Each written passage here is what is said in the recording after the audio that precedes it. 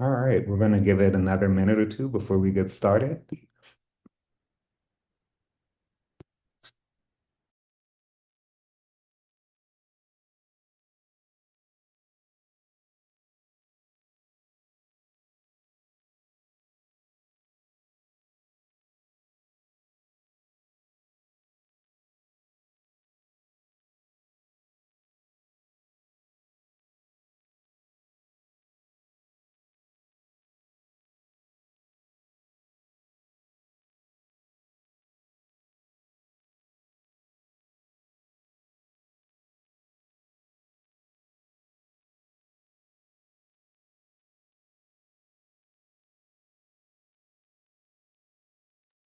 Okay, I'm going to go ahead and get us started. Well, good morning, everyone. I'm Dr. Brian Knowles. I'm a ELAC co-chair as well as a infant and early childhood mental health consultant with Bright Spark.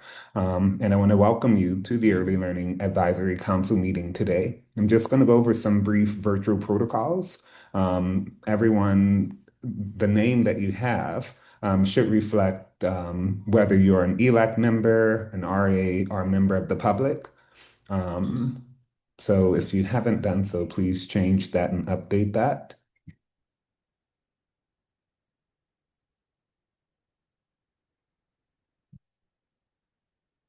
And I'm going to get us kicked off with introductions. So please share in the chat your name, where you're located, your role, and I have a really interesting icebreaker question. So as we approach Child Care Provider Appreciation Day, which is in May, it's important to recognize that the child care providers are the backbones of our early learning systems. In honor of Child Care Provider Appreciation Day next month, share one word that describes a child care provider who has made an impact in your life or your community.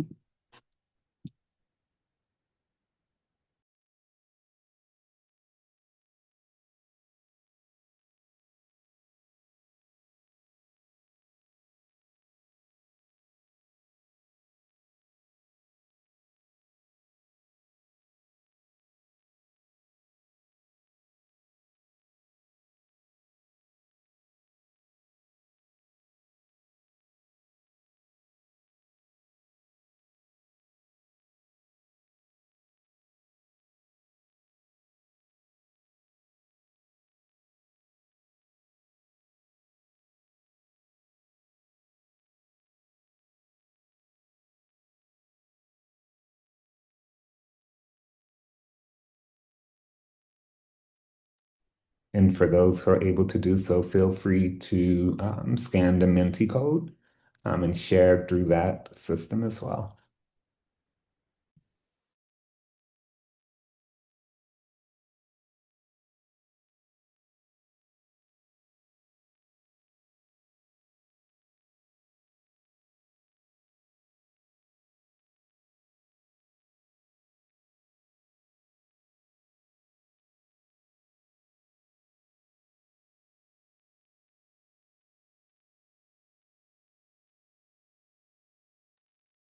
Okay, and welcome again, everyone, for those still coming in. In the chat, if you haven't done so, please put your name, where you're located, your role. And our icebreaker question is in honor of Child Care Provider Appreciation Day in May, share one word that describes a child care provider who has made an impact in your life or your community.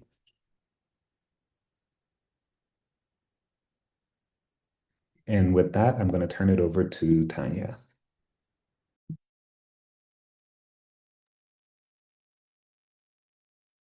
Thank you, everybody, for joining us today. Um, Hold on, I apologize. My notes just went ginormous. Anyway, I'm a COLAC chair, and I want to talk to you about the new ELAC office hours. They're informal, co-chair hosted sessions held during ELAC off months to create space and connection and relationship building and sharing perspectives across the early child care field. And these sessions are conversational, they're member driven with insights helping inform ELAC's work and work plan.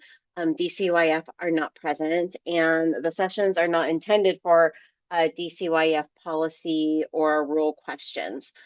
So I hosted the first March meeting, and I think it went very successful. It was a very small group, 4 or 5 people.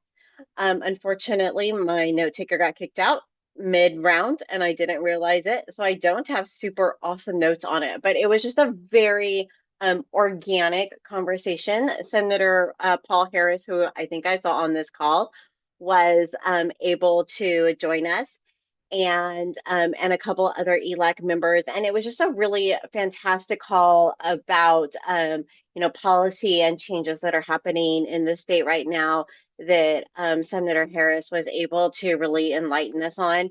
And it was just a very good first meeting. And again, I apologize for not having sufficient notes because I wasn't taking notes as I had my note taker running and it got kicked out. Anyway, our next office hour will be Friday, May 22nd from 11 to 12, and there is a full schedule available on the ELAC website. I will hand it back to you, Dr. Brian Knowles. Great, thank you, Tanya. So we recently had a transition within our executive committee and currently have openings or an opening for that particular role. We are actively recruiting for a co-chair. So if you're interested, elections will be held at our next month meeting, actually next meeting, which is June 9th. To be considered, you'll briefly share why you're interested in the role, provide details on your background, and ELAC members will vote on the new candidate. If there are multiple candidates, members will vote for their preferred candidate. Results will be shared at the end of the meeting or via email after the meeting. So just to give a insight into the role and responsibilities, the co-chairs plan meetings, advise, and elevate topics for ELAC, partners with DCYF to plan and execute meetings, and facilitate ELAC meetings. This is a great opportunity to engage more deeply in ELAC's work and collaborate with a dedicated group. So again, if you're interested, please let community engagement or CE know. This will help them plan accordingly. If you'd like to learn more, the CE team is happy to connect you. Please email Marlene at marlene.white@dcyf.wa.gov. And I'm assuming Marlene would place that in the chat for those who are interested. Um, Next, we're going to review meeting materials. So copies of last meeting minutes from February 10th were sent out in advance for you to review. Are there any questions on those meeting minutes at this moment? Okay, I'm hearing none. And then I'm going to pause and ask for approval on those mini meetings.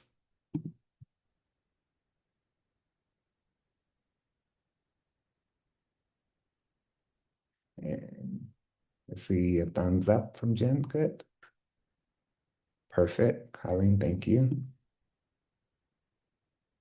Okay. And then now for regional coalition update documents. Are there any questions on the regional coalition updates? Mhm.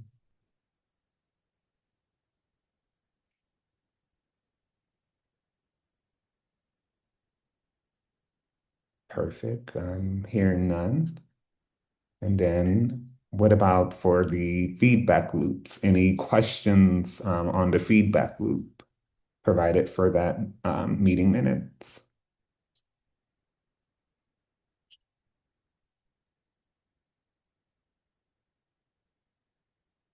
Okay, hearing none. And lastly, any questions or information for agency updates for the February minute meeting?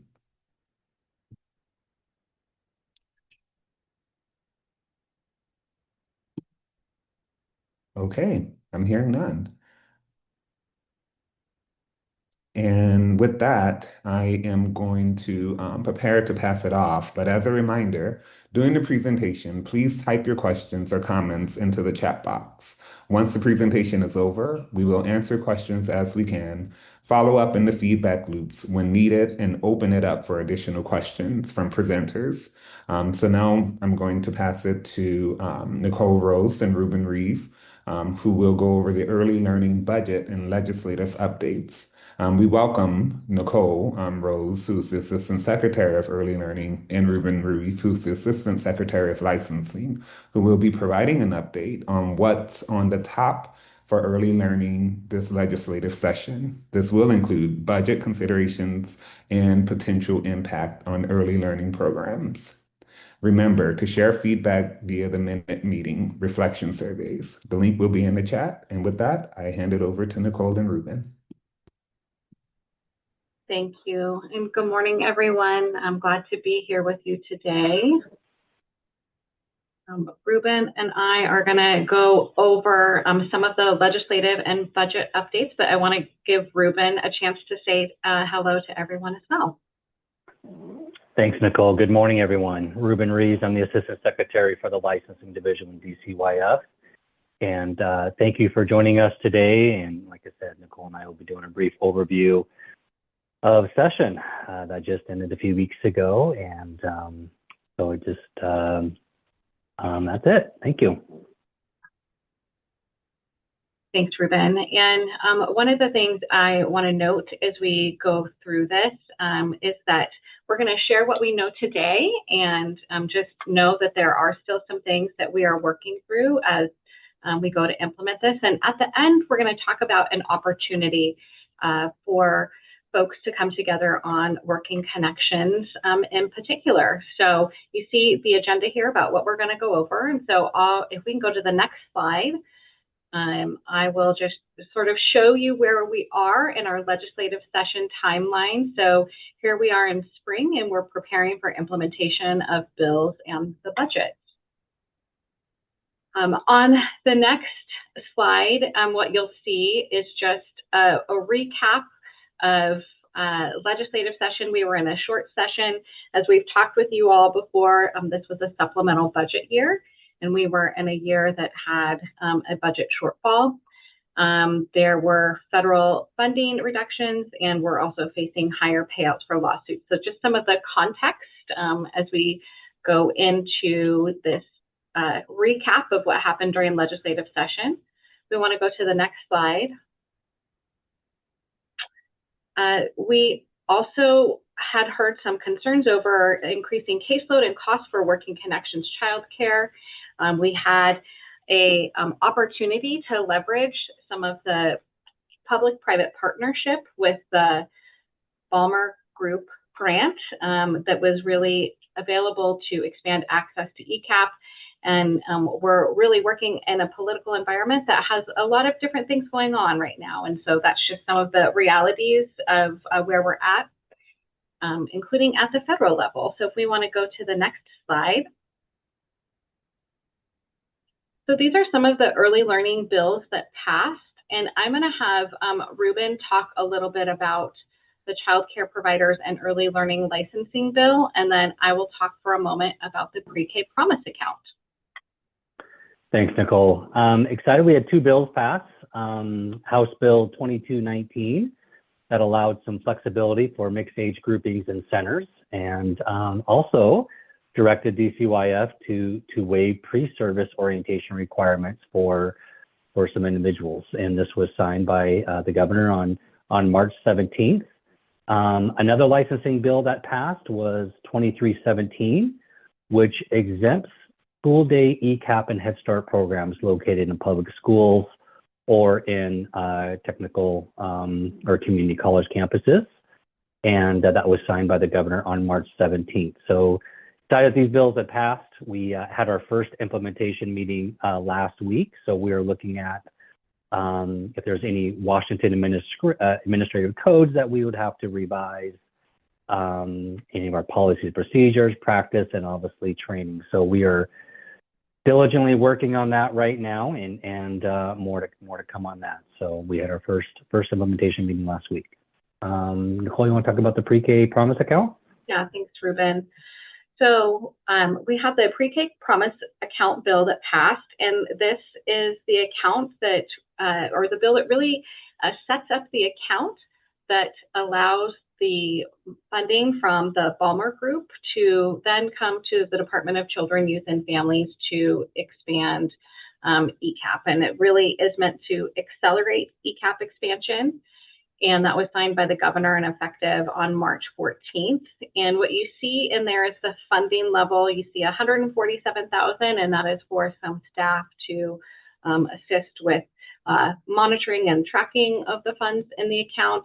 And then you see that 170 million spending authority. And so that is up to $170 million per year, as the account allows us to add up to 10,000 more ECAP slots in each fiscal year. So we were really pleased to see that move through and really, again, allow us to accelerate that ECAP expansion and serve more children and families who are eligible for ECAP.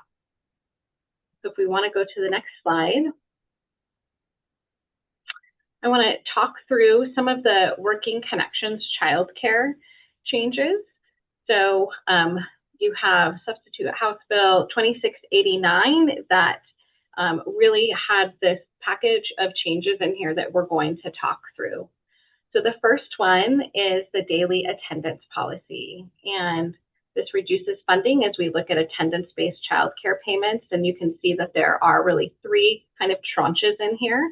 If a child attends 1 to 8 days, a provider could claim payment for the full authorization, or up to 11 days, whichever is less.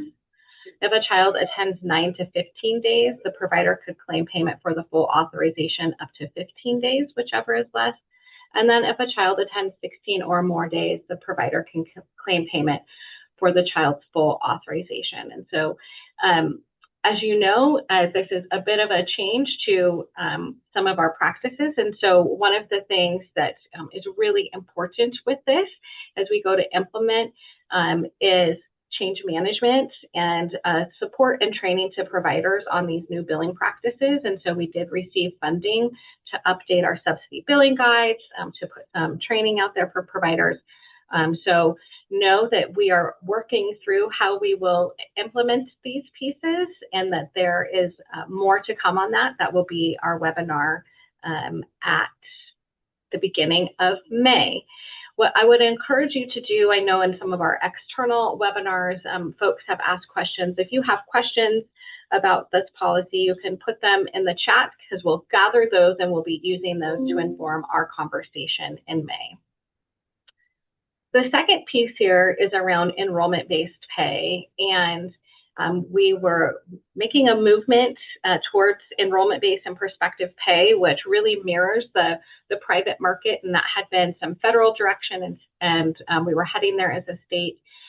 We had asked for a waiver around this policy, and what you see in this budget is that funding is eliminated for prospective and enrollment-based pay, and then we'll move towards that daily attendance policy. The next thing that happened is we had some enhanced regional rates, or what we sometimes call regional rate exceptions, for 4 regions. And those regions were in Benton, Clark, Walla Walla, and Whitman counties. And those regional rate exceptions will go away, and those counties will be paid the rate in their regional rate area.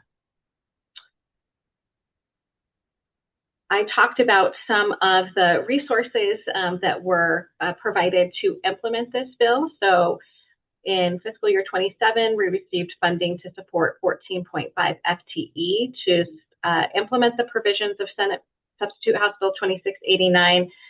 This includes the changes that we need to make to move to our attendance-based childcare payments. It includes changes to, like I said, subsidy billing updates and training guides.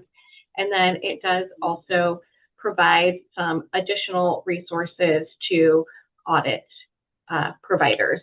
So those are the things that came out of 2689. I'm going to move to the next slide, because there are some additional pieces that happened with that bill. So last session, subsidy rates were moved to the 85th percentile of the 2024 market rate survey for licensed family homes, and for center rates that was to be implemented in July 1, 2026. And so that is still going to be implemented. And just wanting to let folks know what those impacts are. One of the commitments we've made here is when there is something that passes, that we want to talk about what that means for providers. And so what you'll see for centers, because this is for centers only, licensed family homes are already at that 85th percentile of the 2024 market rate survey. So center rates will increase an average of 22%, but there are some regions where rates will either stay the same or you'll potentially see a decrease in rates as we kind of rebase to that 2024 market rate survey. So region 1, preschool rates remain the same. Region 1 and region 4, you'll see a decrease in school age rates by about 13%. And then as we look at that rate exception removal, there are some rates in those counties in Benton, Clark, Walla Walla, and Whitman County that are staying the same. Some may increase slightly with the exception of infant rates for Benton, Clark, and Walla Walla counties. And then preschool and school age rates for Whitman County are decreasing. As I shared, this goes into effect for our center providers on July 1, 2026. So our team is working on the rate tables and communication out to providers related to this. The other thing we see around subsidy rates is that childcare subsidy rates must achieve the 75th percentile of the market for licensed and certified childcare providers in fiscal year 2028, which is July 1, 2027. And that 75th percentile of the market is for both centers and for licensed family homes. So if we want to go to the next slide, there were some additional things that were funded, or I'm sorry, additional things that passed in 2689. And what you see here is a requirement around market rate survey participation. And so really looking at making sure that we're hearing from providers and that we get certain levels of participation for the results of the market rate survey to be considered valid. And so a region must achieve a response rate of 40%, and the response rate must be greater than the previous survey. And then when a response rate is 65% or greater, then the minimum of 65% must be maintained in surveys that follow to be considered valid. And so we'll be having conversations around how we can support increased participation in the market rate survey. And so we would just know that we'll continue to talk with you all about the best way to get those surveys out there and to really get the information, because we do want to hear from all providers as we look at making those recommendations to the legislature about how those rates are set. We were slated to increase family eligibility in working connections starting in July 1, 2029, and then again in July 1, 2031. And that eligibility expansion has been removed. And so what we will do is working connections eligibility is at 60% of state median income for families for right now. So those are the things that happened in 2689. And we can go to the next slide, and I'll turn to the comments in a moment. But want to go to the next slide here on some other early learning bills and funding that passed. And so there was some additional funding to the Department of Social and Health Services Office of Fraud and Accountability to investigate potential fraud identified by DCYF auditors as directed in 2689. And then there was another bill that passed, so 1128, which creates the Washington State Child Care Workforce Standards Board. And this board is directed to make recommendations to enhance and improve employment standards for child care workers, but they are not making recommendations around licensing requirements. And so we are working through in our agency, the designee and who will serve on that board and we'll be working with L&I to enter into the formal data sharing agreement. So part of what you're seeing in this is we're really making sure that we understand all of the pieces of legislation that were passed and just working through the scoping processes. So you'll be hearing likely more from us about these in the future. Okay, if we want to go to the following slide. So here are some other early learning bills and funding that occurred. And so you're seeing some reductions here. So in home visiting, there was a one-time reduction that captured an underspend in the home visiting services account. And then there was a reduction in professional development activities, including some contracted supports and training for providers by about approximately 50% of the Education Legacy Trust account professional development activities fund source. So we are working with our contractors who have this funding source in their contracts. And one of the things that we're really looking at as we move through these reductions is making sure that funds are available so that providers can meet their licensing requirements and staff qualifications, that we are being data informed about the types of trainings that are needed, and also really thinking about provider choice in being able to access the trainings that they need to take in order to meet licensing requirements. All right, on the next slide, here are some other things that I know this group has been very interested in over the years. So when we think about ECAP expansion and continuing to serve children and families who are eligible for working connections, we know that facilities and minor renovations are really important. And so the Department of Commerce received $16.9 million to provide funding for grants to make minor renovations at early learning facilities. And then as the legislature was looking across a variety of early learning programs, and I know transition to kindergarten has been a topic that we've discussed here quite a bit, you see some reduced funding for the transition to kindergarten program beginning in 26-27 that is administered out of the Office of Superintendent of Public Instruction and our school districts. And so OSPI has been working through this and has, I believe, put some information out there around how they are looking at the transition to kindergarten funding for the 26-27 school year. On the next slide, what you'll see is that along with some of the policy changes, funding to implement those policy changes, and programmatic reductions, there was also an administrative reduction to state agencies, and DCYF's administrative reduction is $2.3 million, and we have to implement that by July 1. And so we are reviewing options, and the secretary and team are working through decisions related to that. I think what I do want folks to know is that we still have a spending freeze on hiring, contracts, travel, and goods and services for DCYF and other cabinet level agencies. And so no, we're being very thoughtful about all of our spending requests, travel, et cetera, as we are implementing these reductions and really being good stewards of those dollars. So on the following slide, we have a save the date for Working Connections program updates, a couple of webinars, and we're trying to do one in the evening and one in the afternoon to try to accommodate provider schedules. And I know we've had significant interest in this, and in fact, I think we have probably more than, 200 providers, and it may be significantly more than that, signed up for each of these webinars.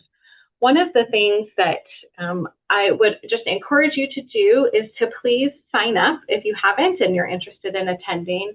Again, think through any questions that you might have about any of the pieces we've talked about here today, and go ahead and put those in the chat because that will help us inform some of the conversation at these webinars. And I think The other thing I would note is as we go into this webinar in May, we're going to share what we can about what we know about implementation.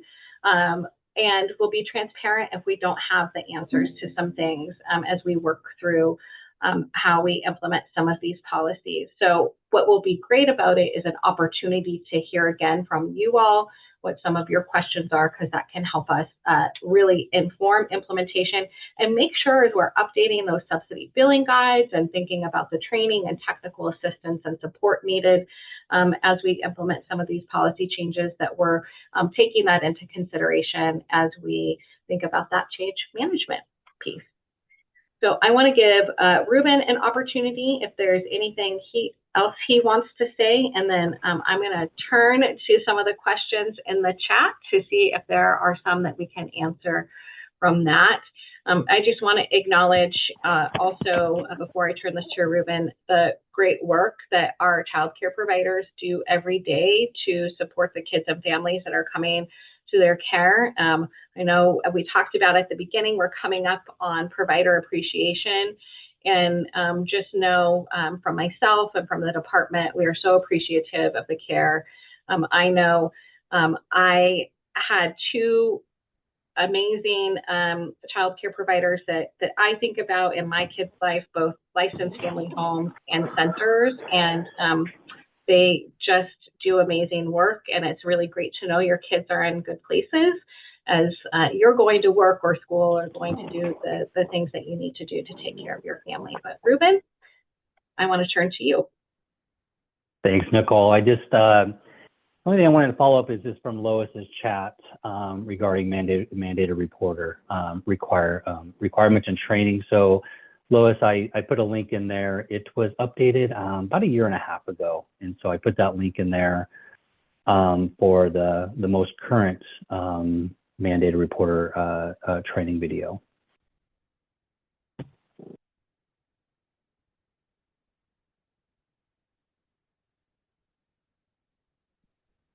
Hi, Ruben. Thank you. Good morning, all. Yeah, that's good, but I'm thinking that maybe something where folk can ask questions directly with licensing staff versus the video, because they would be able to help clarify in situations like this where, you know, a parent may say, oh, they fell and bruised their head, and we would have no idea that child welfare is already involved with that family. And then the provider ends up having to shoulder that. That may not be the case with the suit that was just paid out, but it could happen to any provider. Yeah, I agree, Lois, and that's something that we can definitely do, right? And I don't know if that would make sense in a provider support meeting, but let's take some time and see what that would look like, and we do a presentation and be more interactive where providers can ask questions as well. Thank you.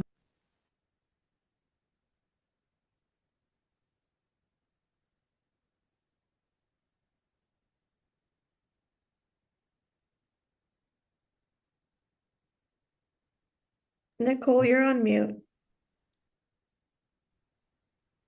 Can you all hear me? Yeah. Okay. So I see Colleen's question about the market rate survey and participation levels. And just so folks know, we are in the process of finalizing our 2026 market rate survey. And so we'll have more information to share soon about what those participation rates were. As the law is written, what it really says is that the region must achieve a provider response rate of at least 40% and then also be greater than the response rate for the region and the survey in the prior even numbered year to be considered valid for the purpose of informing subsidy-based rate increases. So this is a place where we are going through and really sort of looking at that legislation and making sure we understand the implications of that. We do look at, you know, right now as the market rate survey comes in, we know what region providers are in. And I believe in our previous market rate surveys that you can see the region response rate. So I would just say more to come on that, Colleen.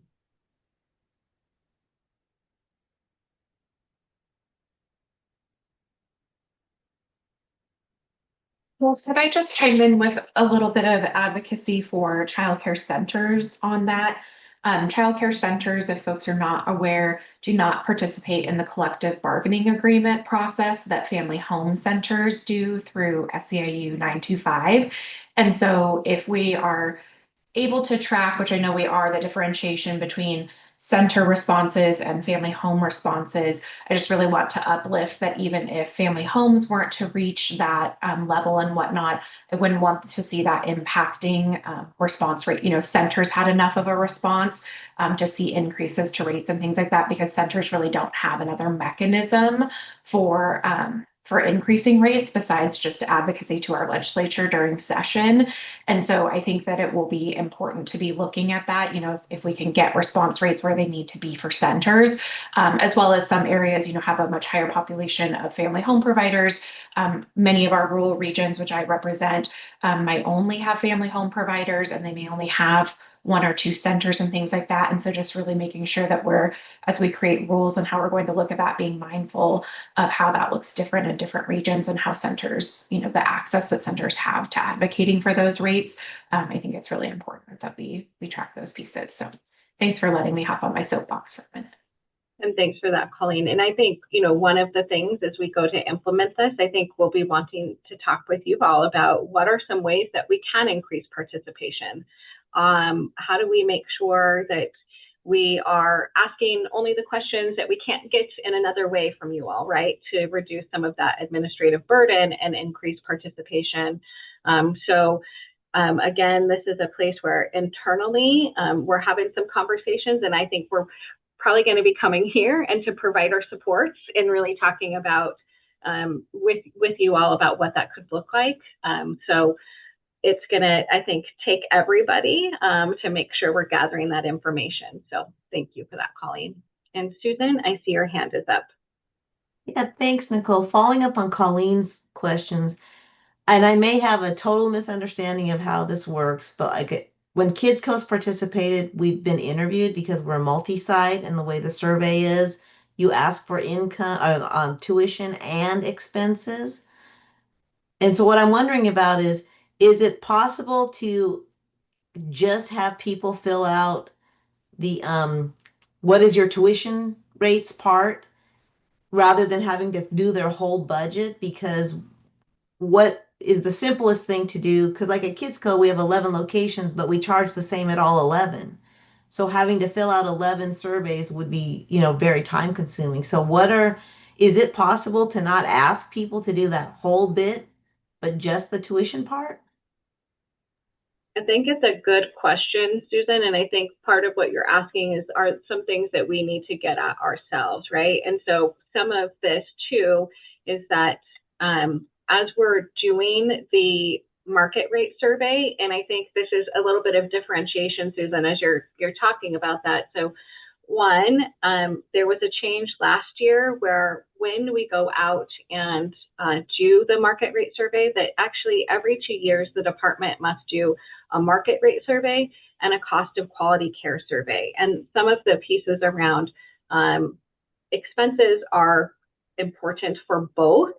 But I think that's where we really need to get down to sort of what are the absolute things that we need to ask. And what I hear you saying is, as a provider with multi-sites, how can we get that information from you maybe in one way, but also take into consideration that you may be in different regions. So I would like to take that back to the team again about sort of how we structure that market rate and cost of quality care survey moving forward. So on the market rate survey though, Nicole, is when you're collecting that based on what the legislation is requiring, in order to know what the market is charging, do you need to know the expense side? You know, like the full budget, you know. Yeah, and so again, I think, Susan, that goes back down to we're required to do a market rate and a cost of quality care survey now. So what I would like to do is I would like to take that as a follow-up, and we can talk about sort of what is required in each, right? Because As a reminder, we have our market rate survey, and then the Office of Child Care has also approved us to do an alternative methodology, which is the cost of quality care. We do those items, we do a report, that report goes to the legislature. The legislature then looks at those and uses those to set rates. So I think what we can do is have another conversation that's focused on market rate in particular, and have Matt here with us to do that. Yeah, okay, because I would imagine that would increase response rates significantly if we're asking for a whole lot less information. And I think so. Thank you. I appreciate it. Yeah, thanks, Susan. I see Laura has her hands up, and Representative has her hand up. So I'm going to go Laura, and then our representative. Laura. Just had one suggestion around the market rate survey. Sometimes our EA coaches support with things, and I was wondering if maybe that could be something that EA coaches are completing with providers, since most people that are on subsidy, have to be, interacting with a coach. If it could be simplified, I do think sometimes people have fallen off the bandwagon because like we say, we're still in 2021 rates, right? So it's like we fill out these, but they go nowhere. So probably providers are, getting a little tired of all the work for no return. So maybe if a coach was able to explain, why we need these to providers. But in my area, our coaches are kind of overworked. So we might have to figure out something around their workload, but that was just a suggestion. Yeah, thanks, Laura, for that. And we do try to make sure that our coaches, our licensors, that everybody knows when it's out there so they can talk with folks about it. And to your point around coaches, and I'll just say for licensors as well, as our licensing caseload has grown and the number of people participating in early achievers has grown, our licensors have stayed at the same number of licensors, and the same is true for our coaches. So I think it's a fair point to think about what capacity do they have. But I think part of what I hear in this is, how do we get to the information that is absolutely needed in the market rate survey and the cost of quality care that we absolutely have to get from providers? And then are there other sources, if there are questions beyond that, that we can get information from? So thank you. Representative? Thank you, and good morning. I appreciate the conversation. I think from one legislator's perspective, I do think it's important to gather those expenses, the expense information for each. I understand and think we want to make it as simple as possible to report. So if you have 12 sites and tuition is exactly the same in all sites, that makes sense to do that once. But as for expenses, regions are different if you are operating in Seattle versus if you're operating in Prosser, et cetera. So I do think that information is critical as we make decisions in the legislature to have that data. And then the other thing, it's useful for us to see how people are spending those dollars, so that we are accountable for the dollars that we send out into the community. And that is helpful if you have one child care center who maybe is heavy admin but light on direct service. That's going to be something we take into account and pay attention to. So it is important, and I know it's burdensome, but and we don't want to create barriers that are unnecessary, which we often do sometimes. But I don't think in this case, asking for this information is a barrier to eliminate, because it is informative to our work in order to assist you all. Thanks. Thank you. Many things that go into understanding the true costs.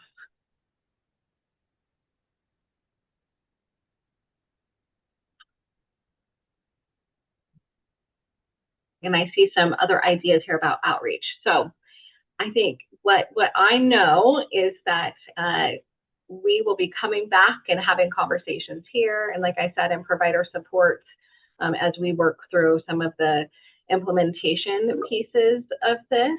And so we appreciate you always bringing things forward, appreciate our legislators being here to share their insights and as well. And like I said, we are still working through some of these pieces, but more to come. And please keep your questions coming. They help us get to the best possible implementation. So thank you all. And again, thanks for everything you do. Thank you. Great, thank you both. And thanks everyone for those very interesting questions. As a reminder, please reference the feedback loop. It's a good way for some of these additional questions and thoughts to be referenced, and it's very beneficial. So just a reminder. Next, we're going to pivot to ECAP expansion topics. The next presenter is Kimberly Burgess Sims. She's the ECAP Senior Administrator who will share updates about the long-term plans for ECAP expansion. Thereafter, we will go into a break. But as a reminder, during the presentation, please type your questions or comments in the chat box like before. Once the presentation is over, we will answer questions as we can, follow up in the feedback loop when needed, and open it for additional questions from the presenter. So with that, I'm going to pass it over to Kim Burgess-Sims. Thank you. Thank you everyone for having me today. I'm really excited to be here with you. This is actually my first ELAC meeting as the new Senior ECAP Administrator. I joined DCYF in January, and in my prior role working in the federal government, I had often heard about ELAC and the importance of the work that you all do to advise DCYF. So it's really exciting to me to be here. And for those of you who I have not met, I am from Washington State. I grew up in Seattle.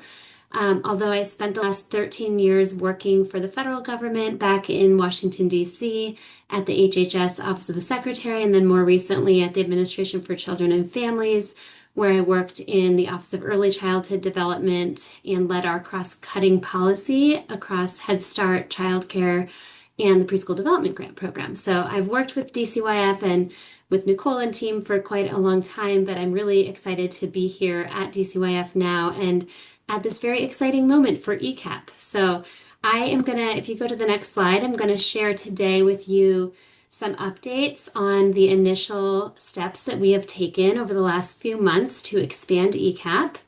I also am excited to talk with you guys about the formation of a more formal subcommittee of ELAC that would advise DCYF on our ECAP expansion efforts over the long term. We really want to expand this program in a way that really builds in partnership with families and with providers across the full mixed delivery system of early care and education in our state. And so I'm really excited to talk with you all about that. And then I hope to spend the majority of our time really in discussion, hearing from you all, listening to your input and your ideas to inform our planning for ECAP expansion. So if you go to the next slide, as I mentioned before, this is a really exciting moment for ECAP. You can see the picture from when Governor Ferguson signed the bill that established the Pre-K Promise account that Nicole talked about earlier. This account will allow this very generous gift, a 10-year grant from the Balmer Group of up to $170 million per year to come to DCYF and to support our effort to expand ECAP and create up to 10,000 new school day seats in ECAP statewide. So this grant, as Nicole said, is really focused on ECAP and accelerating our expansion of ECAP to serve nearly 25,000 eligible children and families statewide once we achieve that full expansion and really make significant progress towards reaching ECAP entitlement. This is a very unique and substantial philanthropic commitment, and I think a real testament to the strength of the ECAP program that many of you have been part of building together over the years, and to the high quality and comprehensive services that ECAP provides. So as I mentioned, I really want to hear your thoughts about this opportunity as you all have kind of simmered with this news of this public-private partnership. I would love to hear today from you about your ideas as well as the challenges or barriers that we might face as we work through this expansion and tackle those things together. But before we move into that discussion, I did want to clarify a couple of things about the Balmer Group gift. This grant, it's an investment in ECAP. So it's a direct investment in ECAP services. It includes funding for quality support, for curriculum, for complex needs, and there's a small administrative rate for DCYF to manage the program as well. But the funding does not include funds for scholarships or for facilities. And then the other thing that I wanted to mention, in order to receive these funds into the account, the state does need to maintain its current funding and slot levels to draw down the funds. And if the state increases our ECAP rates or expands more quickly, the Balmer Group will also increase their investment to match those rates. So DCYF would be able to draw down funds in earlier years. There's some incentive for us to expand quickly, but there's also, it's really important for us to be thoughtfully planning for expansion together. And that's part of why I'm here with you all today. I really think it's critical that we thoughtfully engage families, engage providers across our mixed delivery system to ensure that as we expand ECAP, we're expanding it in the settings that families are choosing and alongside and with our early care and education providers.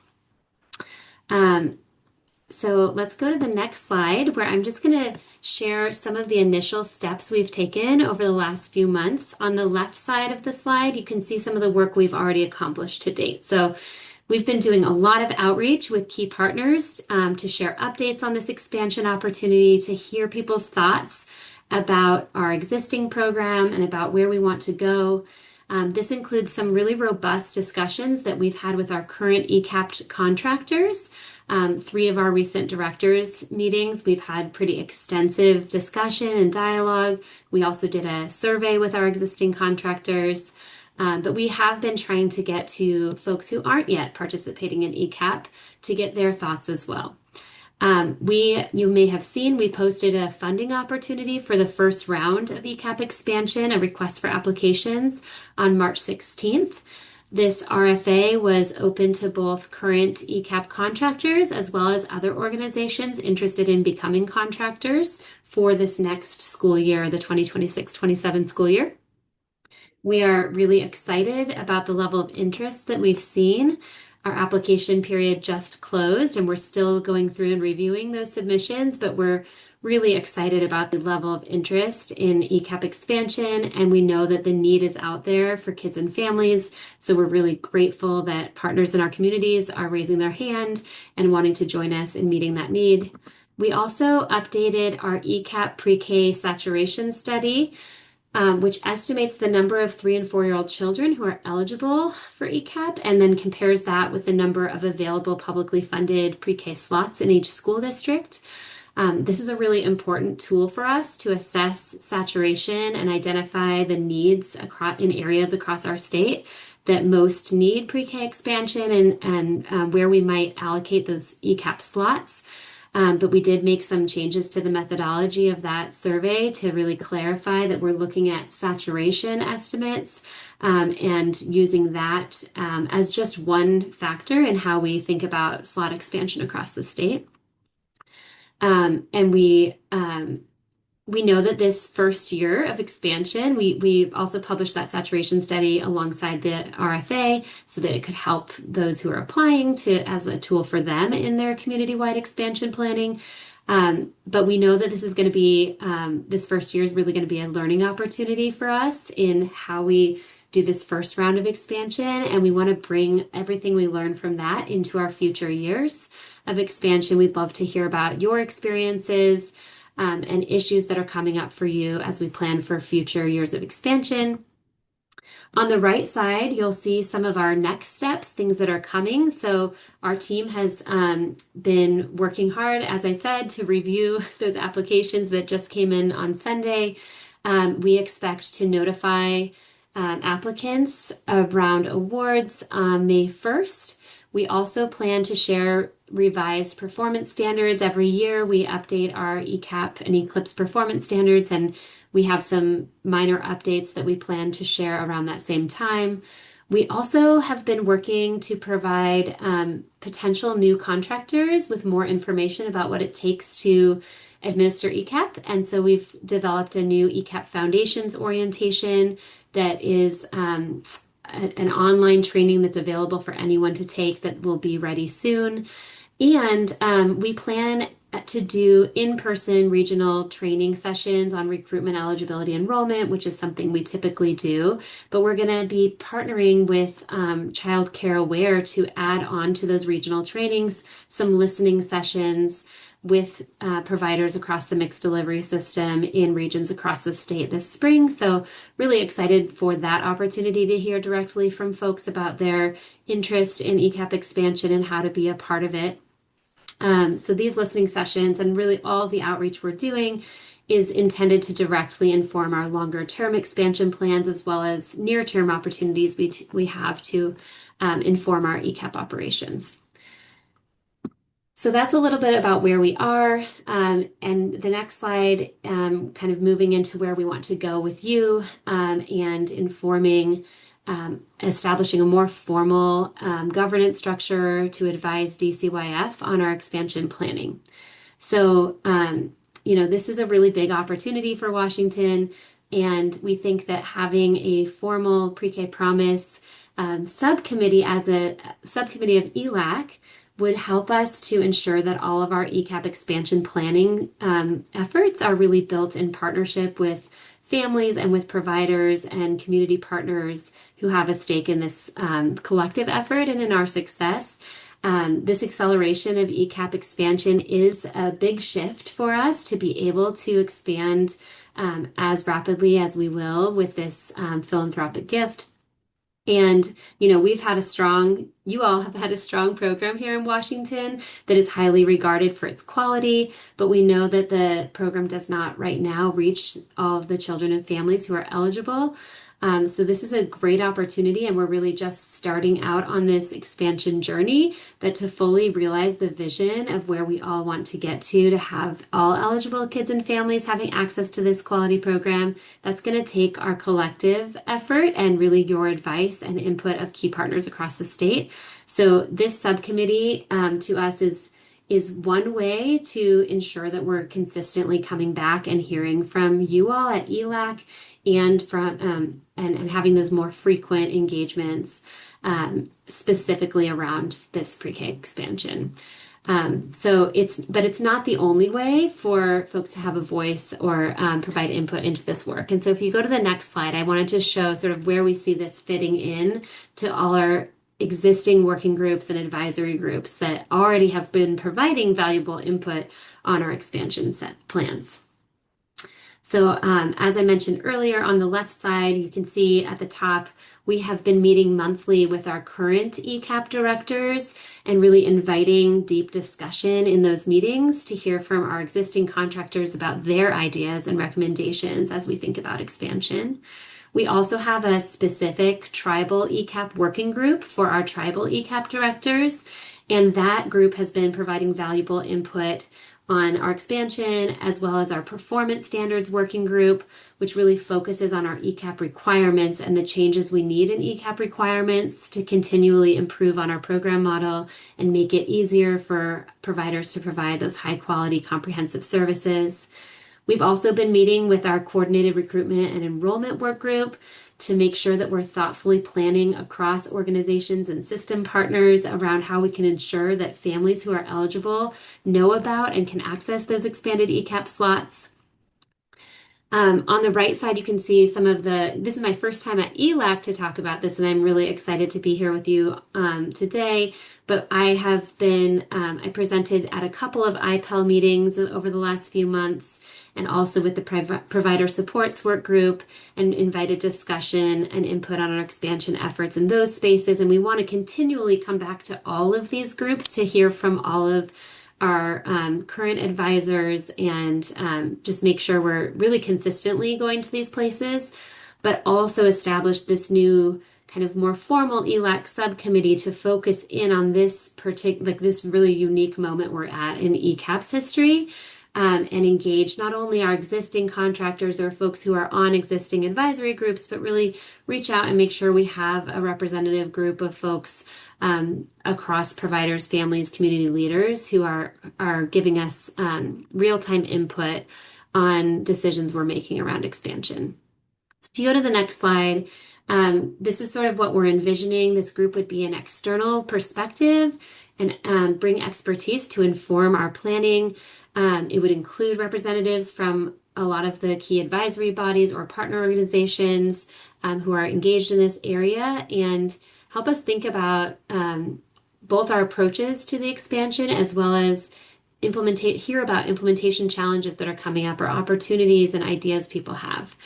To get started, we are thinking of a quarterly cadence where we would have a 2-hour meeting once per quarter, and we would anticipate that members of the group would need to do maybe 1 to 2 hours per month of either reading about the materials in advance, providing input in surveys in between meetings, or otherwise engage. So that's the time commitment.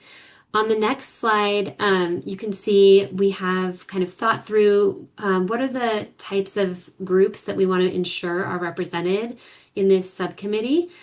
While we would like to keep the size of the subcommittee manageable and have maybe 20 to 25 members, we really hope to ensure an array of groups and perspectives are represented. So we want to make sure we have families and representatives of families, a variety of types of early learning providers, local government partners, teachers, family support staff, family resource center partners, educational school districts, school leaders, pediatricians, public health and mental health leaders, other community organizations, and some of the partner groups and associations that are really engaged in this area.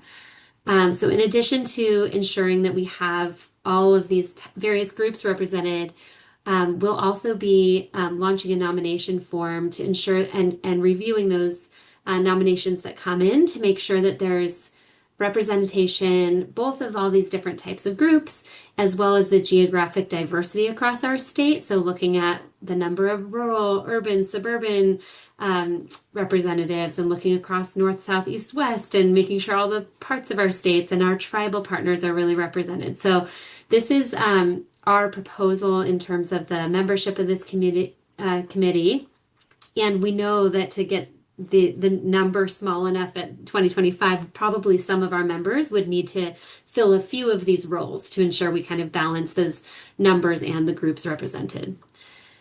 On the next slide, we have a nomination form, and there's a link here we can put in the chat so you can look at that form. It's a very simple form, but just gathers enough information for us to be able to kind of assess, as I discussed, the geography as well as the member groups and one short narrative question that helps us understand the experience and the priorities that person would be bringing to the group.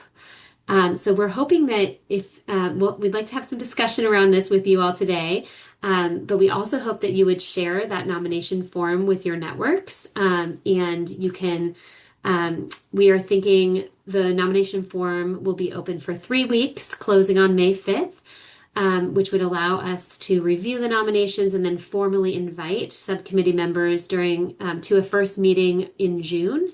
And I just have a couple more slides before we can get to questions on this.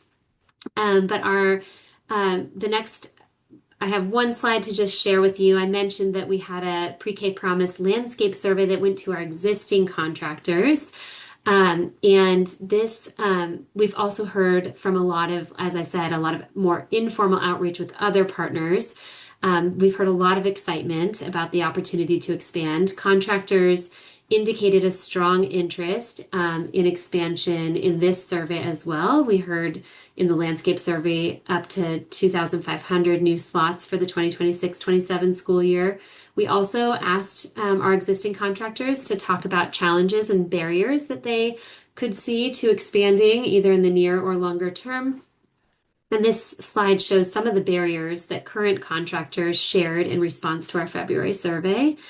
Even among those who wanted to expand for the 26-27 school year and did plan to, but among all of our contractors, and there were some who said they weren't ready to expand because of some of these barriers, Many cited funding and insufficient slot rates as a challenge to sustaining their current programming or expanding.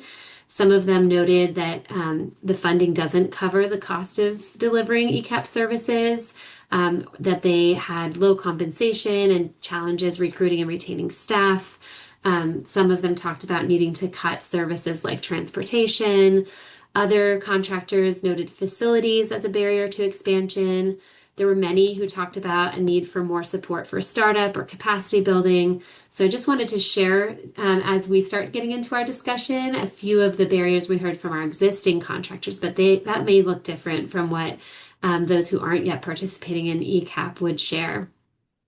So if you go to the next slide, and this is my last slide, and I'm really excited to hear your feedback on generally our expansion as well as the Pre-K Promise Subcommittee of ELAC.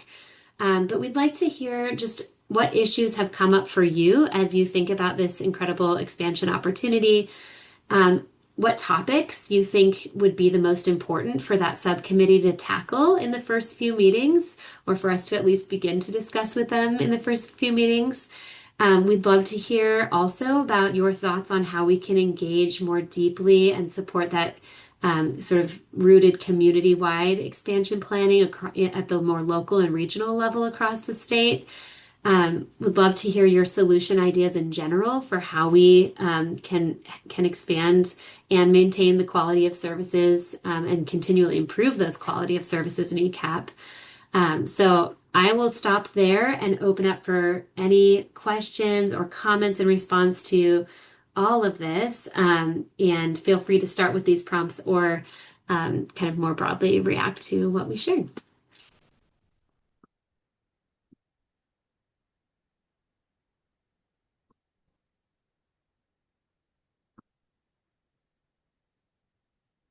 I see a few hands might be raised, but I'm not able to quite see that yet. I don't know if someone can help me with that. Also in the chat, Kim, there are some questions to reference. Yeah, and I think, so Kim, there's a question from Lois about the admin rate. And Lois, I want to make sure I understand that question. And then Kristen, I see your question here as well. And I think as we're closing out the RFA, these are things that the team is considering. But Lois, can you share more about your question to make sure we answer that accurately, and then Kim will give you a moment to look at Kristen's.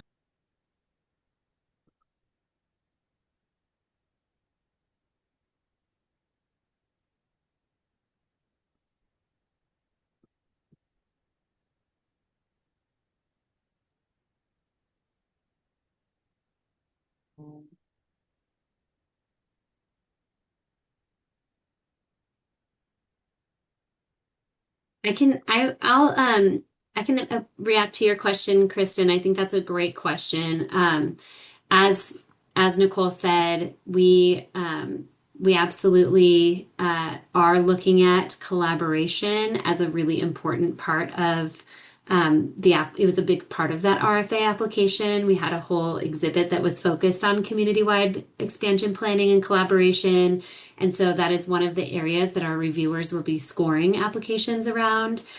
So thank you for sharing your example of where that is or may not be happening. And we are definitely trying to attend to that in our application review process. And is part of also why I've put this question on our slide here, is just hearing from all of you around your ideas for how, both in the short and long term, we can really support that community-wide collaboration and make sure that our expansion is happening in a way that kind of builds our partnership across early learning providers. And then to your other question about subcontracting, love this question because I think we've been trying to clarify for folks that there are many ways to participate in ECAP. You can be an ECAP contractor directly with DCYF, but you can also be a part of the ECAP expansion as a subcontractor, working to provide some of those direct services in partnership with the ECAP contractor. So I will say we did get a lot of preliminary applications from folks who ended up not fully applying because they learned through the process about other ways to participate in ECAP. But I love your idea. I think we would like to continue to build knowledge about the subcontracting process and how that can work.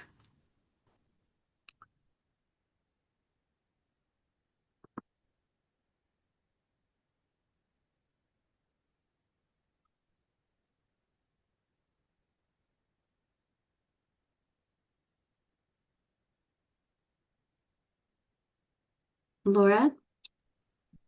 I'm just wondering, are you guys only expanding school day slots, or will you be expanding working day slots?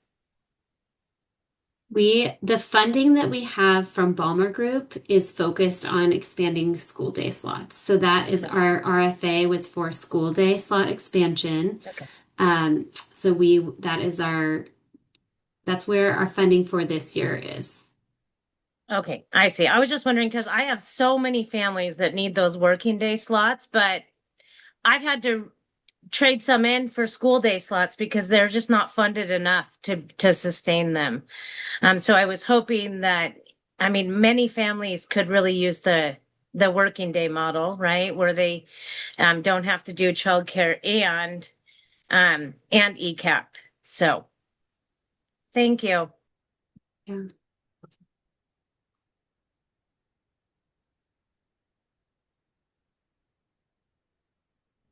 Colleen? Yeah, I just wanted to uplift some changes that came out of legislative session with transition to kindergarten as well.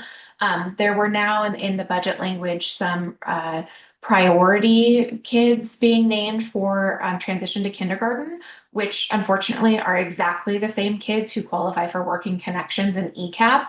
And there, with the rollout of TK or TTK, there were a lot of situations where districts were, I guess the easiest way to say it, like you poaching kids from one program to another. So kids are already getting services in one setting and they're being pulled to another one for various different reasons. And I think the mitigation of that needs to be a large topic for this group to address, because now that is the language is saying you must prioritize those kids to transition to kindergarten.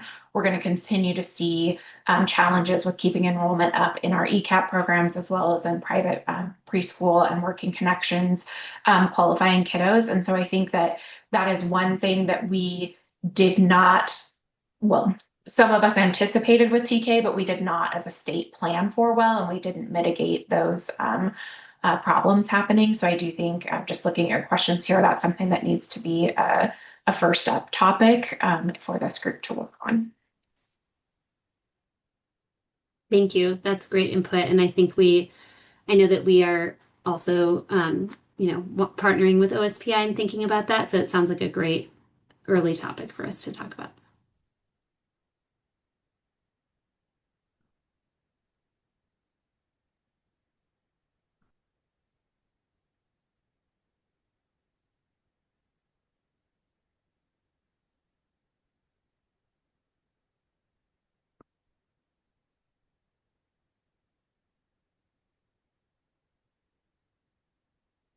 Other topics you all would like us to bring to this committee, or any other thoughts on the subcommittee and the nomination process?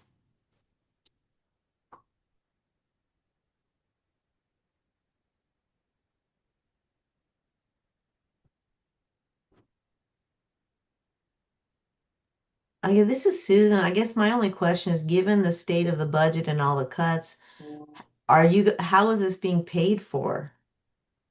This committee, is it all volunteer? I mean, because that's, adding new layers of bureaucracy, so to speak, just sounds like adding more money. So I'd be curious how it's being paid for.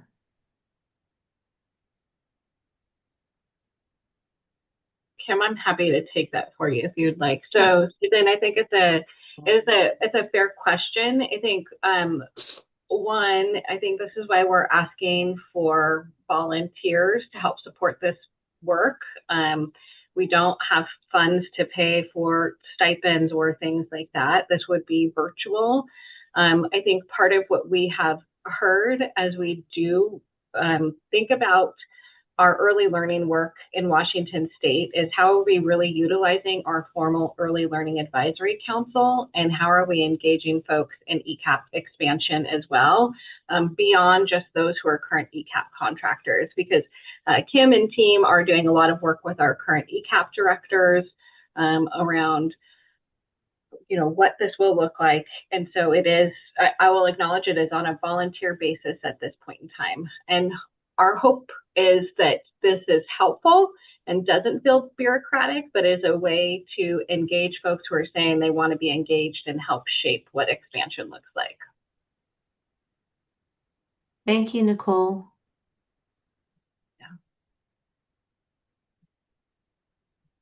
I think the other thing I'll just say, and I think Kim said some of this too, is, with this opportunity of doing some really accelerated expansion, right? So ECAP is set to be an entitlement in 2030-31. This public-private partnership allows us to accelerate that a bit more quickly. And I think we are going to learn a bit as we go. And so we're really committed to trying out some structures and adjusting if needed. And so just know, like even some of the questions around subcontracting and contracting, we just got through the first request for application process, and those are being reviewed. And I anticipate we're going to learn a lot from this round of the RFA that can help inform what the next round looks like. So again, that's why we're wanting to, I think, have spaces where people can come and share what is important to them that can help inform what is needed to move forward. And we recognize, as Kim showed, there was the pre-K landscape analysis that we've heard already, what some of the resource needs are. And so that's really good information for us to be able to share with others. And we would encourage you to share that with others as well.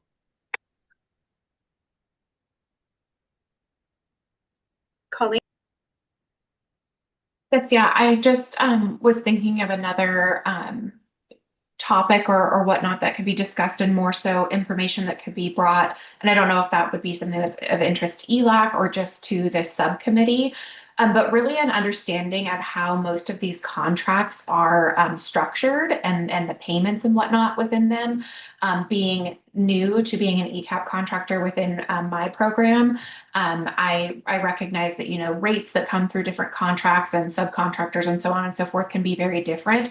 And so what a childcare provider that isn't doing ECAP already would potentially receive for those slots can vary greatly, as far as being more than what Working Connections would be, being less than, where and when you can combine a Working Connections authorization to provide wraparound care for a child who may just have a school day slot, especially since we're just expanding school day.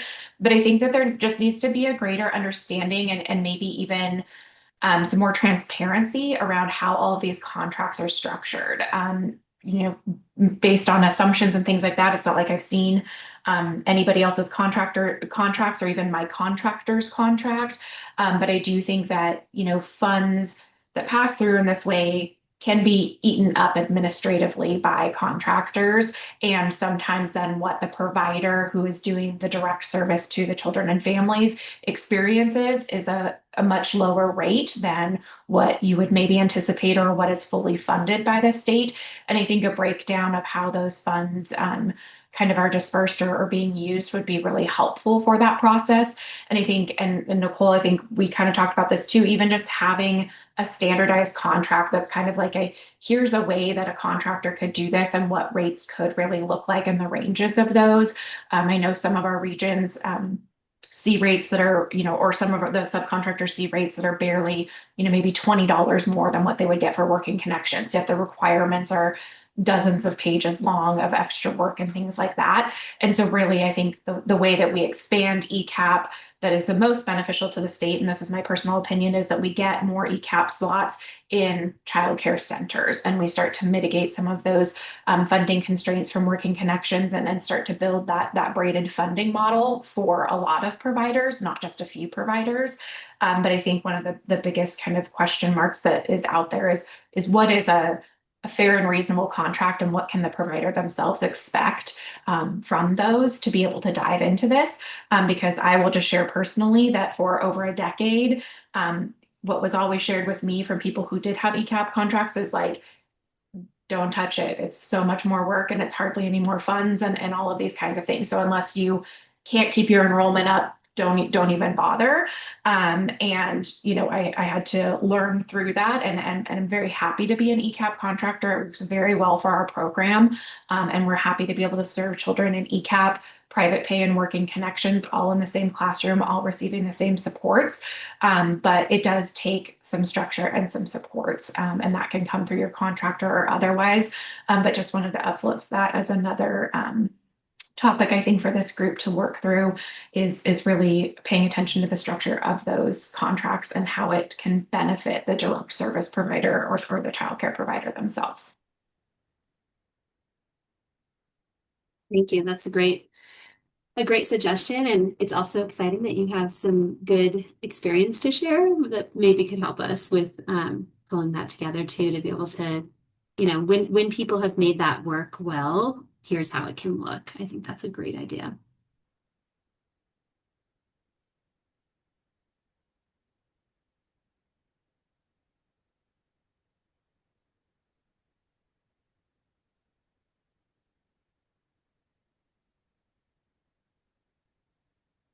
I see some more comments about TK in the chat too, and I just also want to recognize that our colleagues from the Office of Superintendent of Public Instruction are on as well, and so want to provide space if there is anything they want to share. But as Kim noted, we're working closely with them and anticipate them being part of our subcommittee. And so, yeah.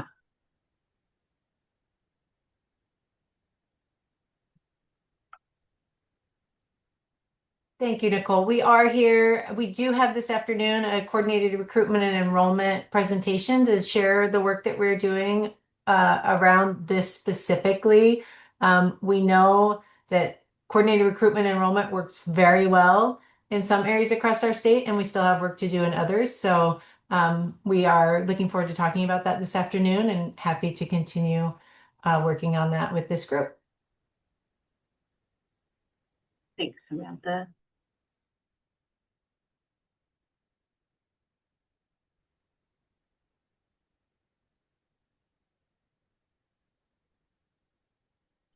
I did also drop in the chat the statement of work so that folks have that. But I think, as we're talking about resources, and so contracting and subcontracting, I hear is a big theme for us to really, I think about in that subcommittee, and then really thinking about what those rates and pass-through amounts are so that folks who want to participate in ECAP have a way to do that makes sense for them, but then also get the resources and supports from their contractor if they're subcontracting, and rates in a way that still allow them to meet the requirements of ECAP. And so I think that's rates, contracting, subcontracting, I think are things that we will really probably be taking a deeper look at over the next bit of time here.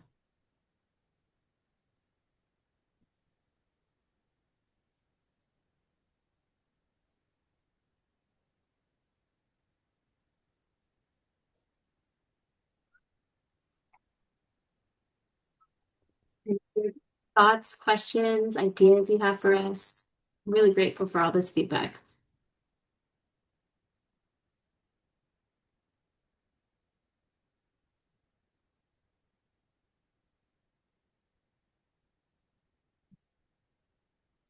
I hope that you all will help us spread the word about the nomination opportunity for folks to be on this subcommittee. So folks who really want to dig in on some of these topics with us, we'd love to make sure that people are aware of this opportunity, and we'll be sharing it out through our listservs, but please do help us to spread the word.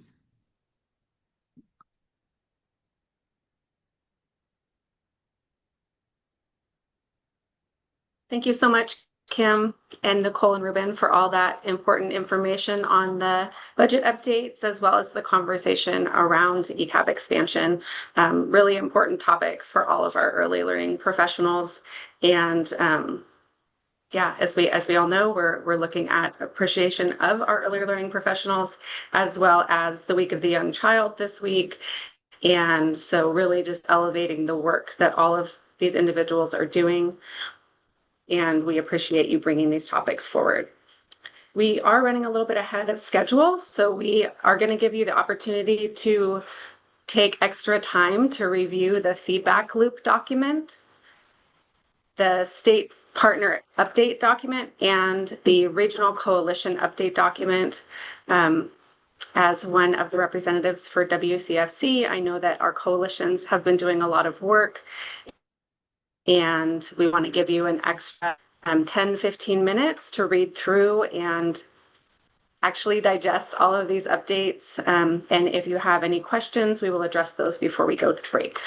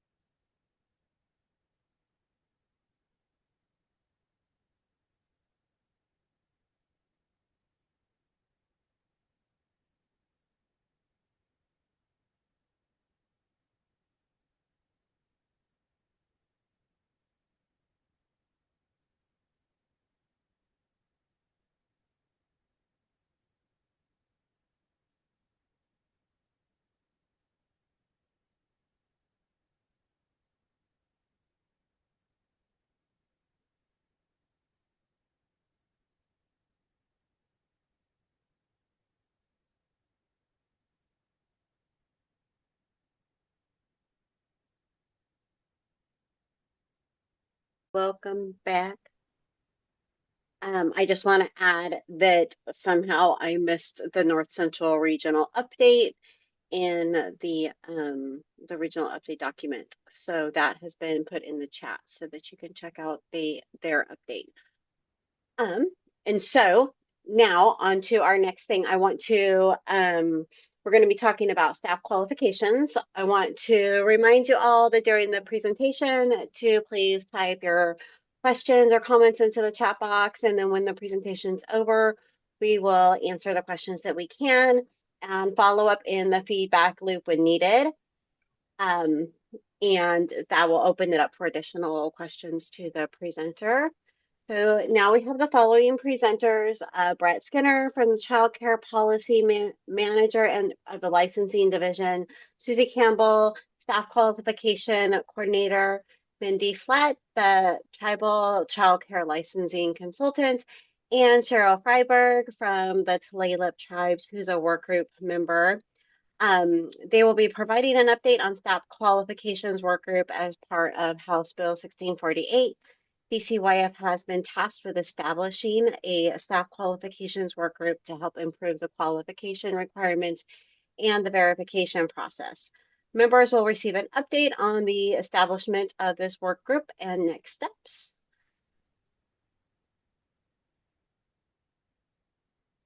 Thank you. My name is Susie Campbell, and I am the Staff Qualifications Coordinator with the Early Learning Division.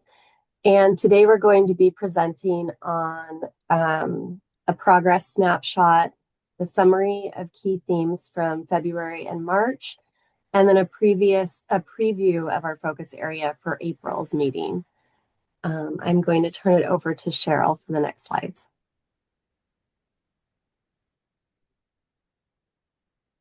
Are you going to bring up the next slide?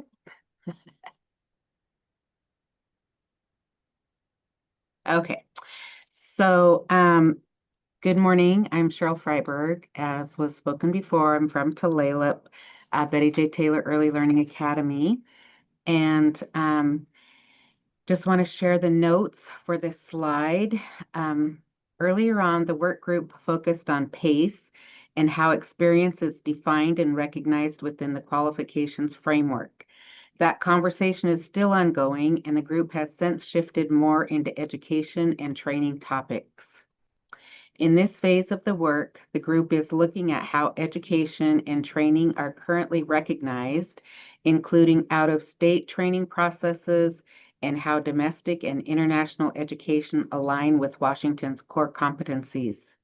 The goal right now is really to understand the current system, identify where there are questions or challenges, and use that to inform future recommendations. We have a big group. It is very difficult to get through all of these areas and try to come to agreement, but we're working on it. I'm going to go to the next slide. In February, the conversation focused on how experience is defined and calculated within the qualifications framework. The group also talked about the different types of experience that could be considered and how those are currently recognized.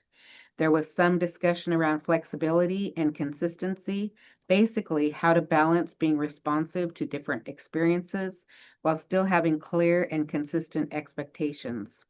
The group also touched on some longer-term considerations, including how these pathways might function beyond 2030. Overall, this discussion was about exploring key questions and perspectives, not making final decisions. And as you can see from our slides, this does impact the work that's going on with the earlier presentation about the oh, I just lost my note. But anyway, that everything that we're doing here impacts the work and expansion because we don't have enough qualified teachers for expansion right now, as far as I can see, because every meeting I'm in where everybody's still talking about staff shortages. And so this work is really, really important about how do we get people ready to be in the classroom. And I always reflect back on what Jeannie Dengate said when I started here 11 years ago, is that the number one thing that our early learning staff needs to have in their heart is a loving way, and they need to love children. So anyway, that's my slides, and on to the next one. Thank you. I am just going to throw out there that the slides aren't showing, at least not for me. So I'm not sure who has the slides. They're showing on other people's screens, just not my screen. Oh, okay, cool. So I am my own IT support and I am horrible at it. So cool. Okay, I will let you all continue and I will figure it out. Thank you, Cheryl, for presenting those slides. In March, we brought in a panel to share about how other places are thinking about staff qualifications and workforce pathways. This is something that the work group members had asked for, and we heard from folks connected to work in Washington, D.C., including the We Vision effort, as well as speakers from D.C. and Minnesota. A lot of what we heard comes back to a few big ideas, making sure there are real, flexible pathways so people can keep working while they're meeting requirements, finding the right balance between experience and formal education, and making sure that if expectations go up, support and funding go up too. There was also a lot of discussion about making systems clearer and easier to navigate and making sure people don't get stuck in pathways that don't lead anywhere. Another theme was really about access, things like language, cost, and making sure that training works for people in the field. Overall, this panel was meant to give the group some ideas and context as they continue their work, not to point into any one model as the answer.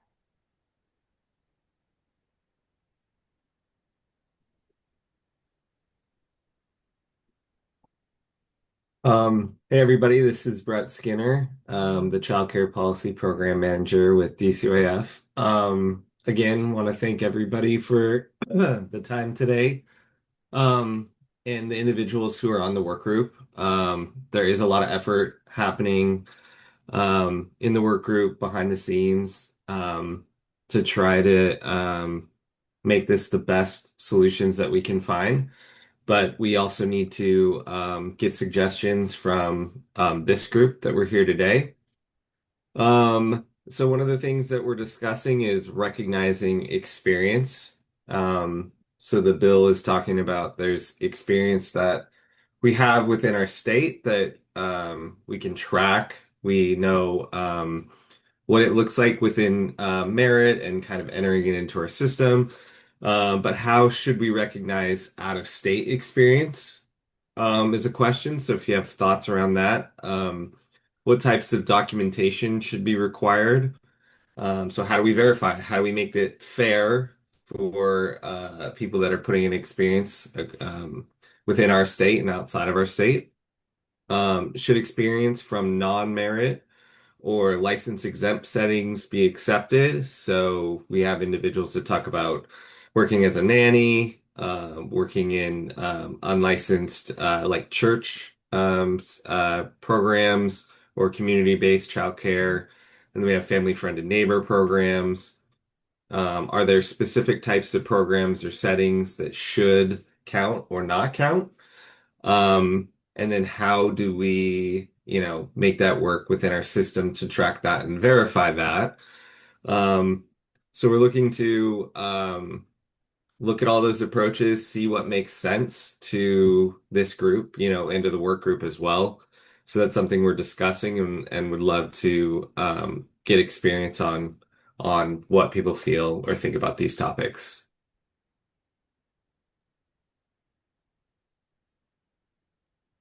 And we can go to the next slide.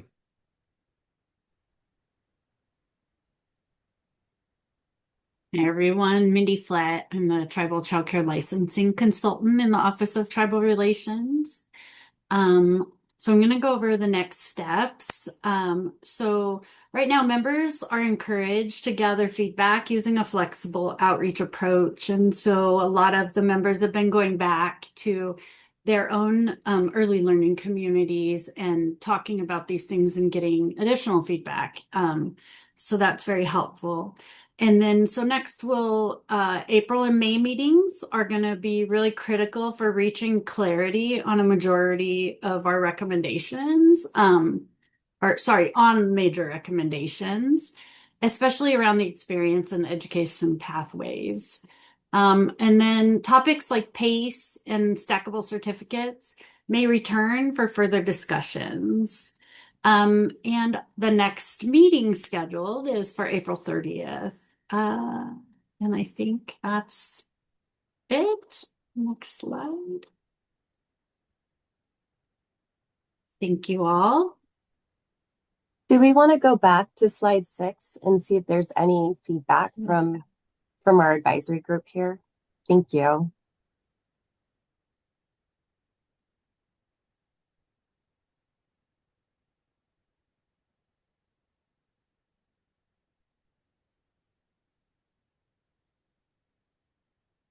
We really wanted to open the opportunity if anyone has some thoughts and ideas or questions around these areas so that we can take that information back to the work group as well. Susie, this is Susan. For clarification, does out-of-state experience also include international when you're talking about it in this way? You know, that's a great question, Susan, and I don't think that we've brought that up before. I think that's something that we should definitely have a conversation about and see what that could look like as well. So thank you for bringing that up. Okay, thanks. We actually did a little bit because we talked about Mexico and Canada. So there was a little bit of a discussion about it, but not complete discussion.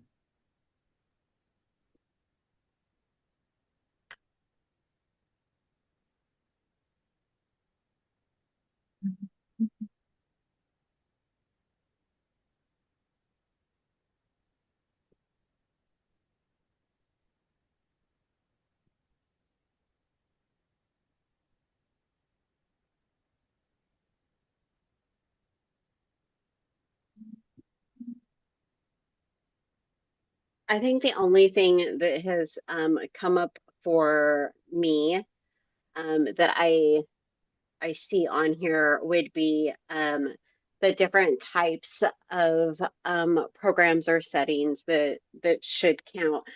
I know we've talked about it in this group before of how CDAs should be allowed and are are more appropriate than just a high school diploma or GED, which is the standard education for a family child care.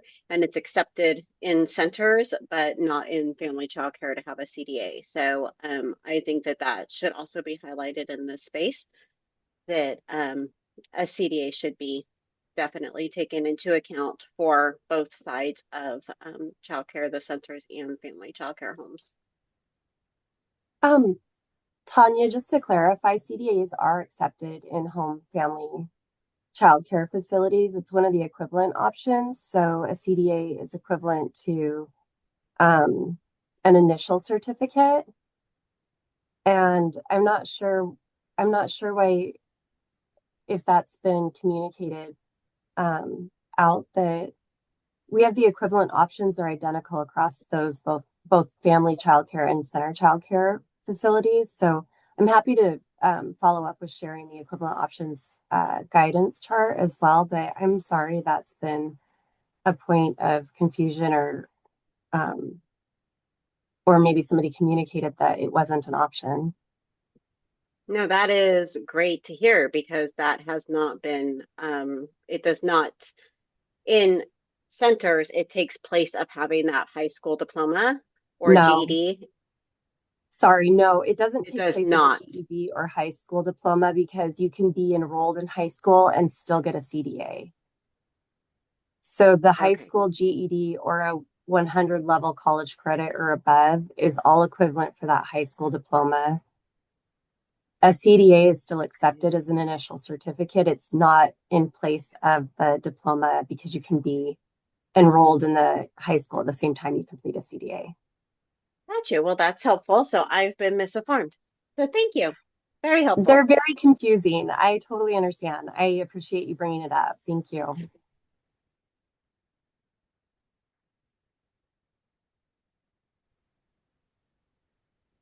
This is Susan again. One of the things I want to reiterate, I've noted it in one of the surveys that was submitted to the work group, but when we ask questions like specific types of programs or settings that should or should not count, we want to make sure that there's some sort of anti-bias, anti-racist approach to this, because it's always a scary thing when you hear about shoulds or should nots when when it's a white dominant culture led everything, and we want to be careful that we aren't uh, inadvertently or unintentionally, or maybe in some cases intentionally, impacting communities of color as a consequence of decisions that are made on these things. So want to reiterate the need to have some sort of anti-bias, anti-racist lens or tool that we use when making decisions about that will literally impact future careers for childcare providers, especially given that right now our own state has eliminated for most state jobs any certification and education requirements is based solely, I guess, on your experience to qualify for jobs. And there must be something that maybe the state does to make sure that bias and racist ideas aren't impacting employment for state workers who now no longer need certificates or college degrees for a lot of state jobs. So just a good point of context to always remember that we don't want to make decisions that are harming people. So thank you.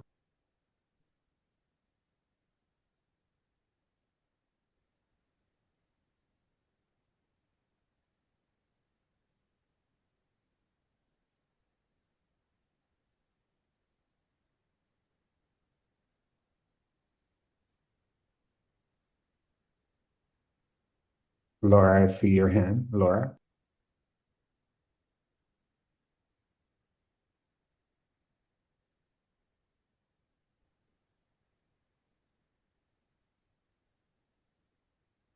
Sorry, technical error.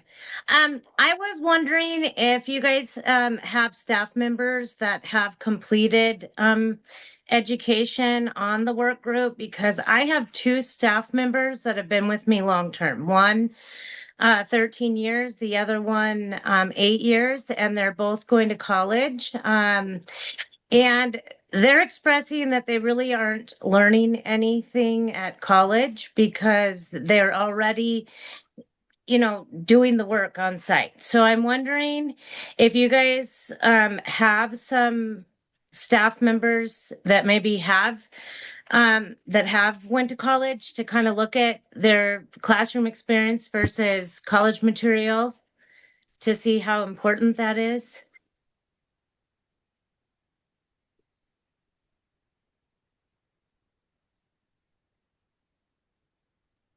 Hi, Laura. This is Yeah. Tiffany. Hi. I'm happy to respond to that.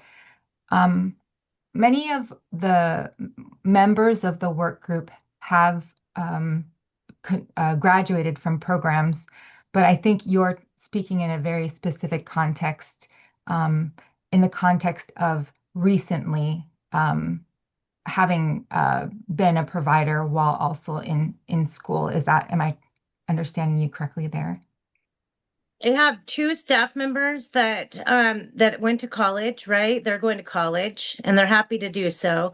But what they're finding is that the things that they're learning are things that they've already learned in the classroom, right? So basically they're relearning what they're already doing and implementing.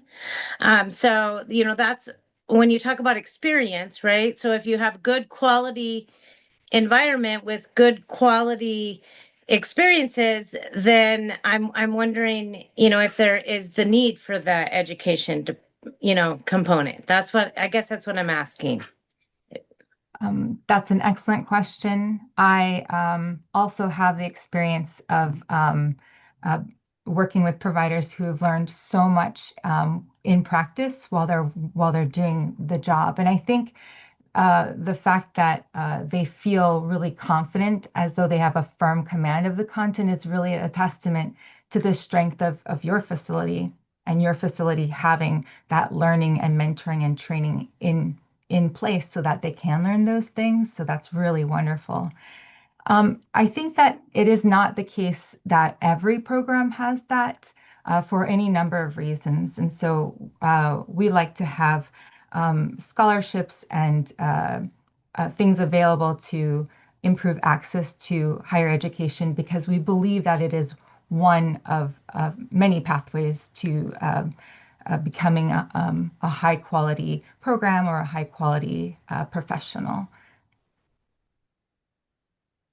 I just was wondering if you guys had some lived experiences on your work group to give that opinion. So, thank you.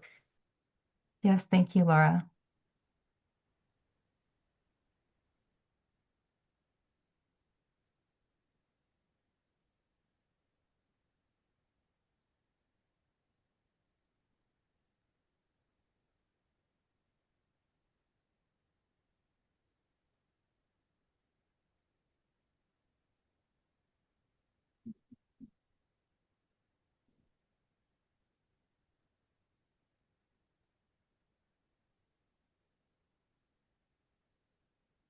I'm working my way up on the most recent comment in terms of comments.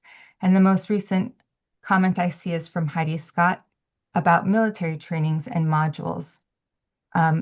This is part of the staff qualifications calculus. The military modules are currently an equivalent to one of the pathways. So they are part of these conversations.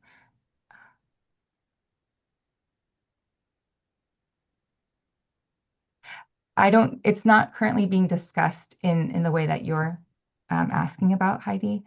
It's a good thing for us to flag to note and bring up to the work group. So I appreciate that.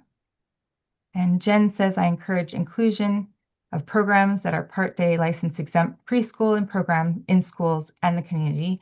That experience is equally valuable. Thank you, Jen. I've heard that from some other people as well. So we'll take note of that. I am just thinking about how out-of-state tribal colleges working into this. As tribal preschool, we have lots of people that come from all over Indian country. That's a really wonderful question. I think it is the case that we are verifying out-of-state tribal colleges the same way we do with all colleges in higher ed. That's a good question, though, Waylon. Out of state, Jen says, out of state, including international experience and training is so important. Our society is so mobile. Washington has so many border counties and people living and working cross-border. That's an excellent point, Jen. We do have a fairly robust out-of-state and international verification for education. And so you're right that finding a way to recognize experience and training is also very important. I think that's all the comments in the comment section. Thank you for your time. These ideas and points are excellent, and we'll be bringing this to the work group in April.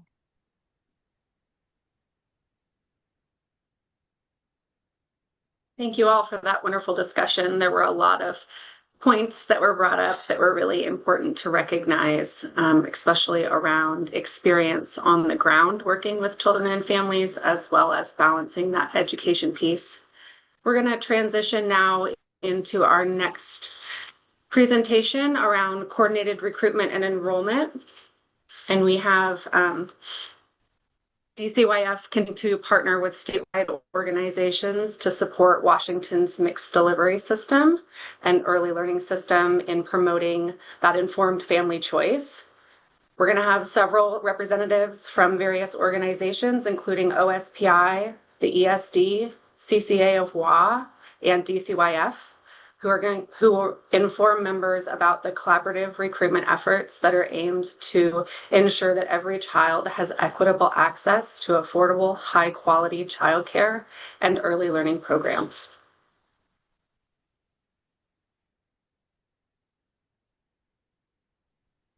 Thank you so much. I appreciate you all having us today. We're really excited to share more about coordinated recruitment and enrollment, especially knowing that it came up in the conversation earlier when sharing more about ECAP expansion and that pre-K promise. As mentioned, we'll be joined by our partners today, and they will be introducing themselves here in a little bit. But I wanted to go ahead and introduce our team from DCYF so that you can meet all of us first. I'm Diana Stokes. I'm the Access and Living Wage Manager, and I have the privilege of supporting Tasha and Melinda, who serve as our coordinated recruitment and enrollment team. And I also get to work with really great partners that you'll get to see later today. But Tasha and Melinda, if you want to go ahead and introduce yourself.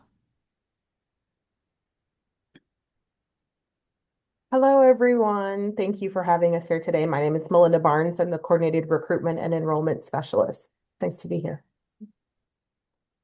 And hi, I am Tasha Jorgensen, the Coordinated Recruitment Enrollment Manager for DCYF.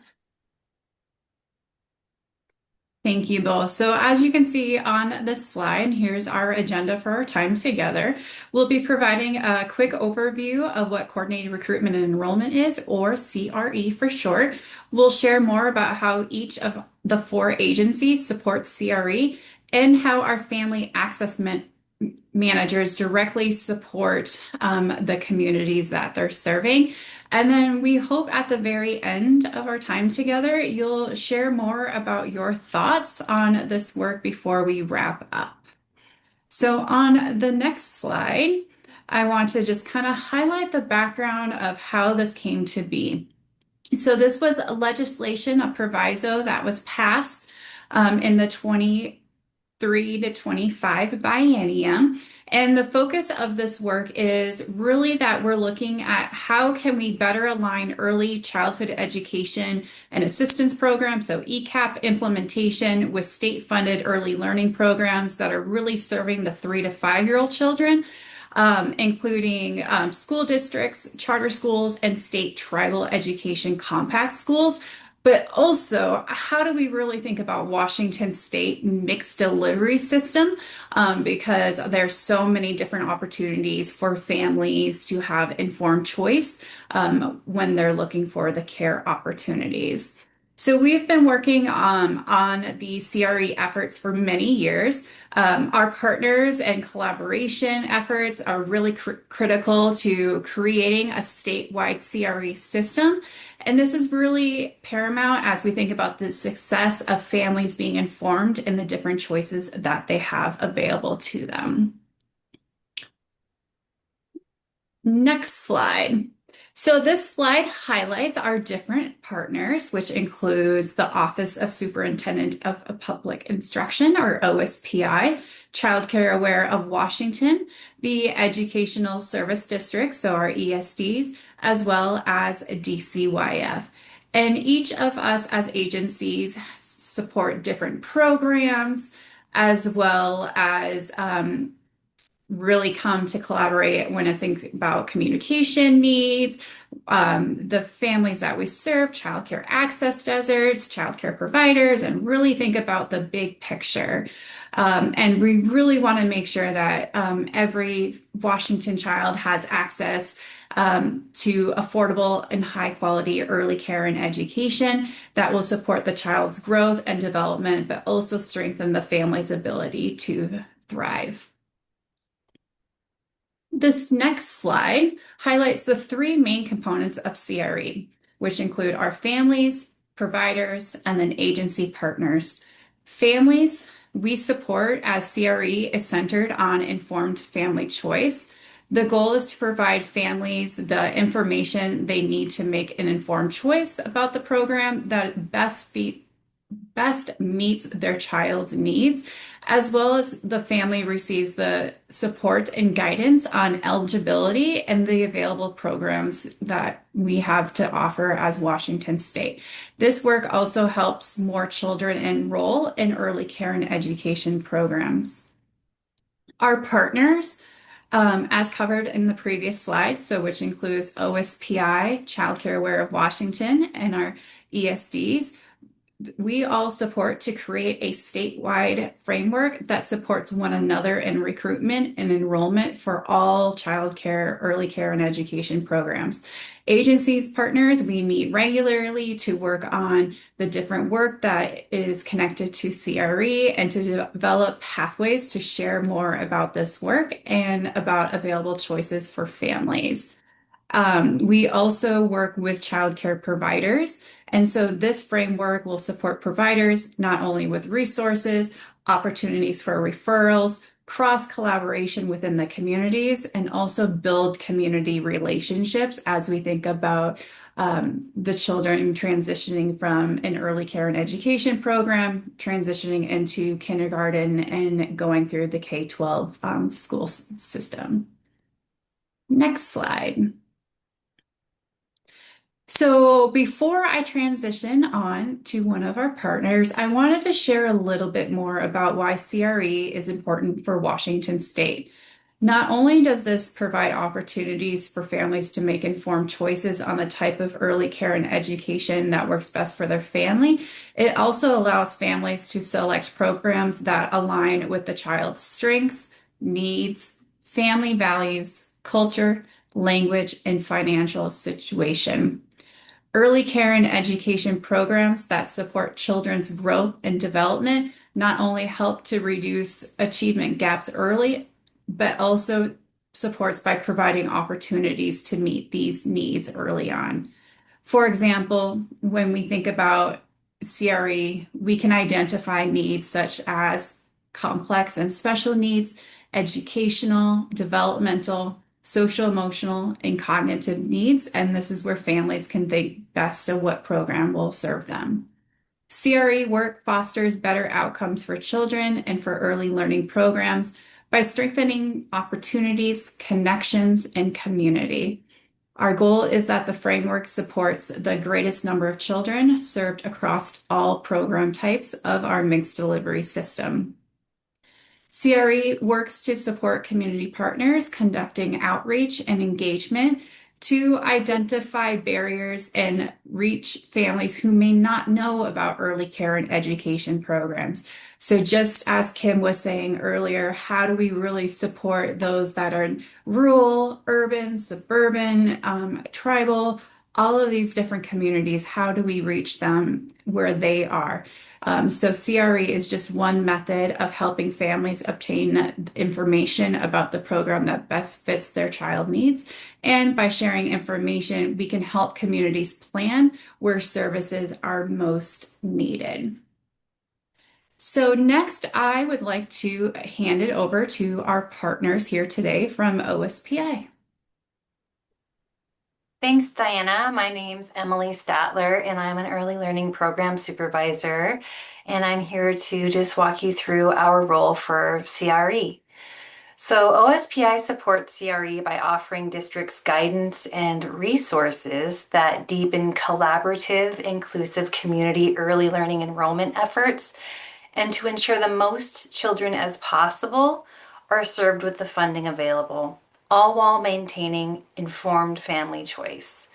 And below I've listed several of our resources that we have available. And to begin with, we have our TK minimum standards and requirements. This guidance emphasizes the requirement of the local needs assessment as stipulated in House Bill 1550, which established and authorized TK programs. The guidance underscores that it is critical that TK programs work in collaboration with and do not adversely impact enrollment in community-based early learning programs, including Head Start, ECAP, and those operating in licensed child care centers and licensed family homes. Our guidance asserts that districts must participate in coordinated outreach, referral, and placement in collaboration with community-based programs and district developmental preschools to assure best fit and appropriateness of services based on each child and family's need. Districts must complete the CRE planning worksheet along with the district or building level comprehensive needs assessment as an assurance that this process has been fulfilled. We also conduct TK site visits. These visits are conducted all across the state of Washington to check in on programs and provide feedback. CRE is discussed at every site visit and provides input and ideas to help strengthen district protocol. We have also implemented a landscape survey that has been disseminated to each district implementing TK programs to get a pulse on what districts are doing to strengthen their CRE process.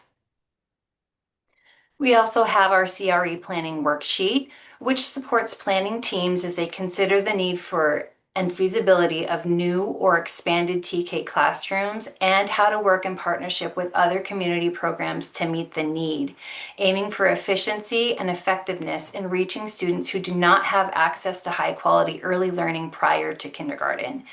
And finally, we have our TK readiness considerations, which is a planning and reflection tool for districts considering whether and how to implement TK programs. It's designed to be used alongside a comprehensive needs assessment and is structured as guiding questions rather than prescriptive requirements.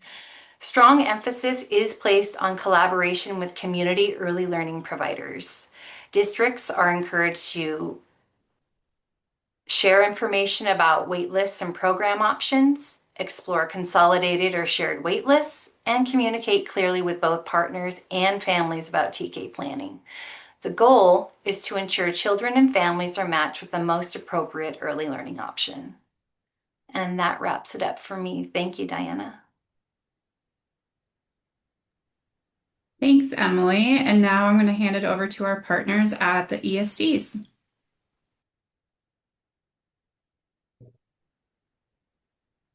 Good afternoon, everybody. My name is Matt Bona. I'm the Executive Director of Early Learning at ESD 123.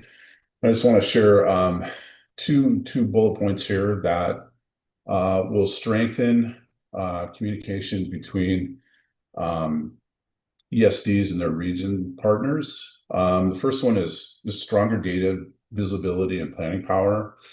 With this system, we'll be able to move from fragmented snapshots to real-time regional dashboard of need, and aligned enrollment pathways let us see the demand, the vacancies, and eligibility gaps as they actually exist across communities. This improves or will improve forecasting accuracy and allows us to direct investments where they'll have the greatest impact. Also strengthens grant reporting and accountability with cleaner and more consistent data, especially when we fill our RFAs for expansion.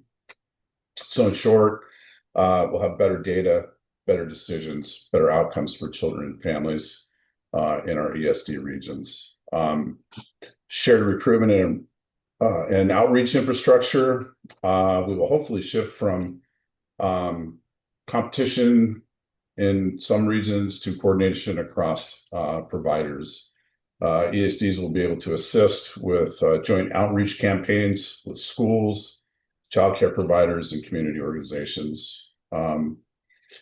With this system, we can expand access through multilingual, culturally responsive family engagement throughout our ESD regions. And families will receive clear, unified messaging instead of navigating disconnected programs. And hopefully the result is a seamless early learning system that's easier to access, understand, and trust. Thank you for letting me share this. Thank you, Matt. And then next we have Melinda Barnes from the DCYF to talk about coordinating from enrollment. Hi, everyone. I am here today to walk you through the DCYF CRE team's work, both internally and externally. So internally, the DCYF CRE team began in July of 2025, And since then, we have been intentionally strengthening connections and building relationships across DCYF internal work units.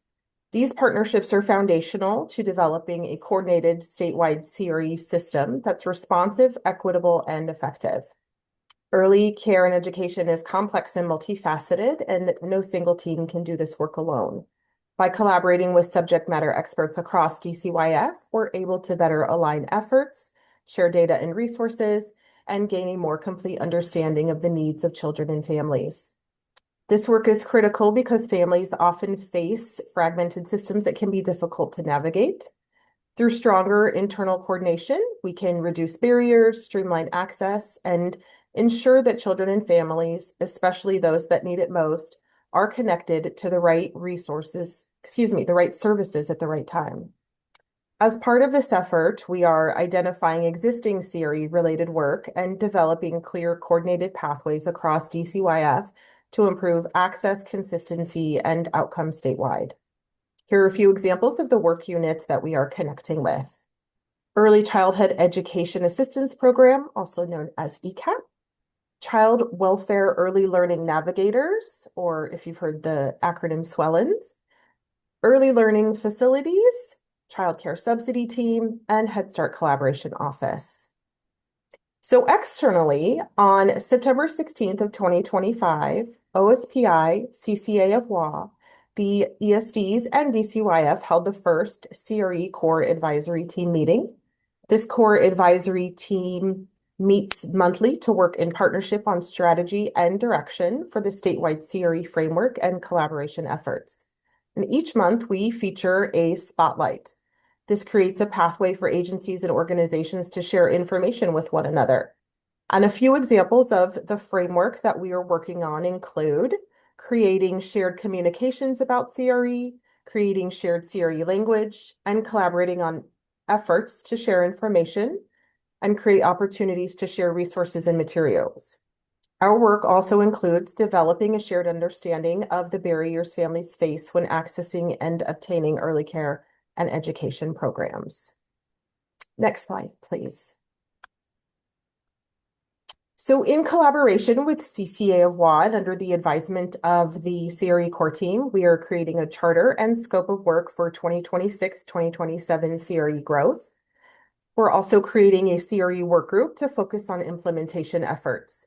This work group will consist of extended members of the partners involved in CRE, community organizations, and collaborations across early learning statewide. The purpose of this work group is to draft CRE materials, to create pathways for sharing information and resources, and to create connections across agencies and organizations throughout communities.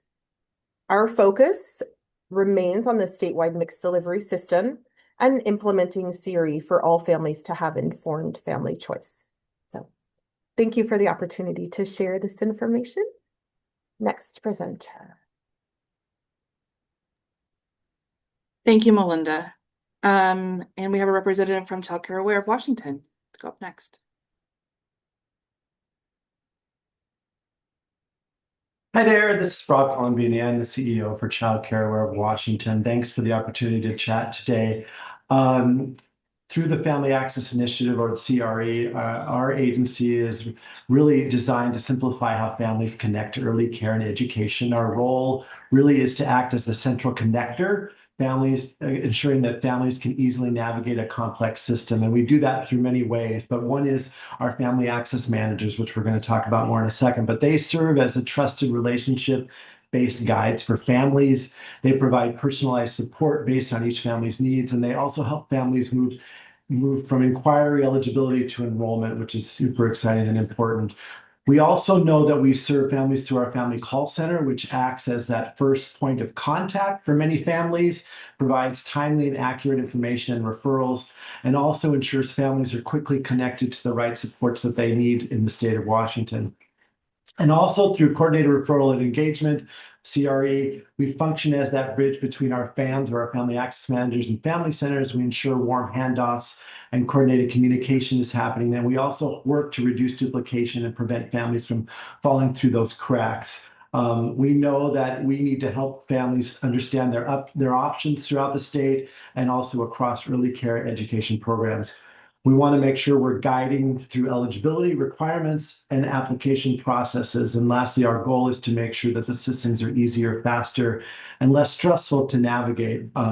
We know that we've got a mixed delivery system that are multiple pathways within the state of Washington, from childcare to family childcare, ECAP, Head Start, et cetera. And one of our roles is to ensure that those pathways function as one coordinated system, not separate silos. So a system where families can access the right care at the right time. So many pathways, one coordinated system means families don't need to understand the system. We do that for them, but that we connect, coordinate, and simplify across programs. Now I'm going to pass it off to my staff.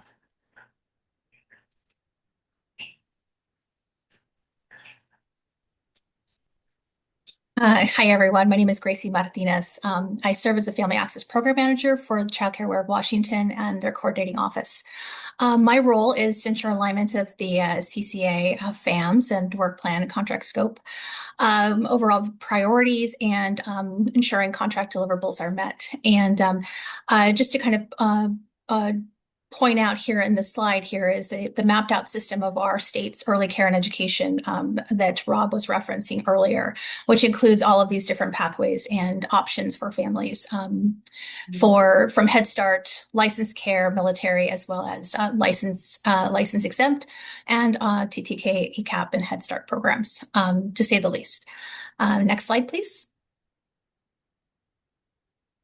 With coordination within our family access managers, my role again is to serve and ensure kind of alignment within our CCA plan and contract scope. I'm also serving as a communication bridge, as Melinda had discussed earlier, with the DCYF CRE team and the CRE core team alongside the CCA regional family access managers.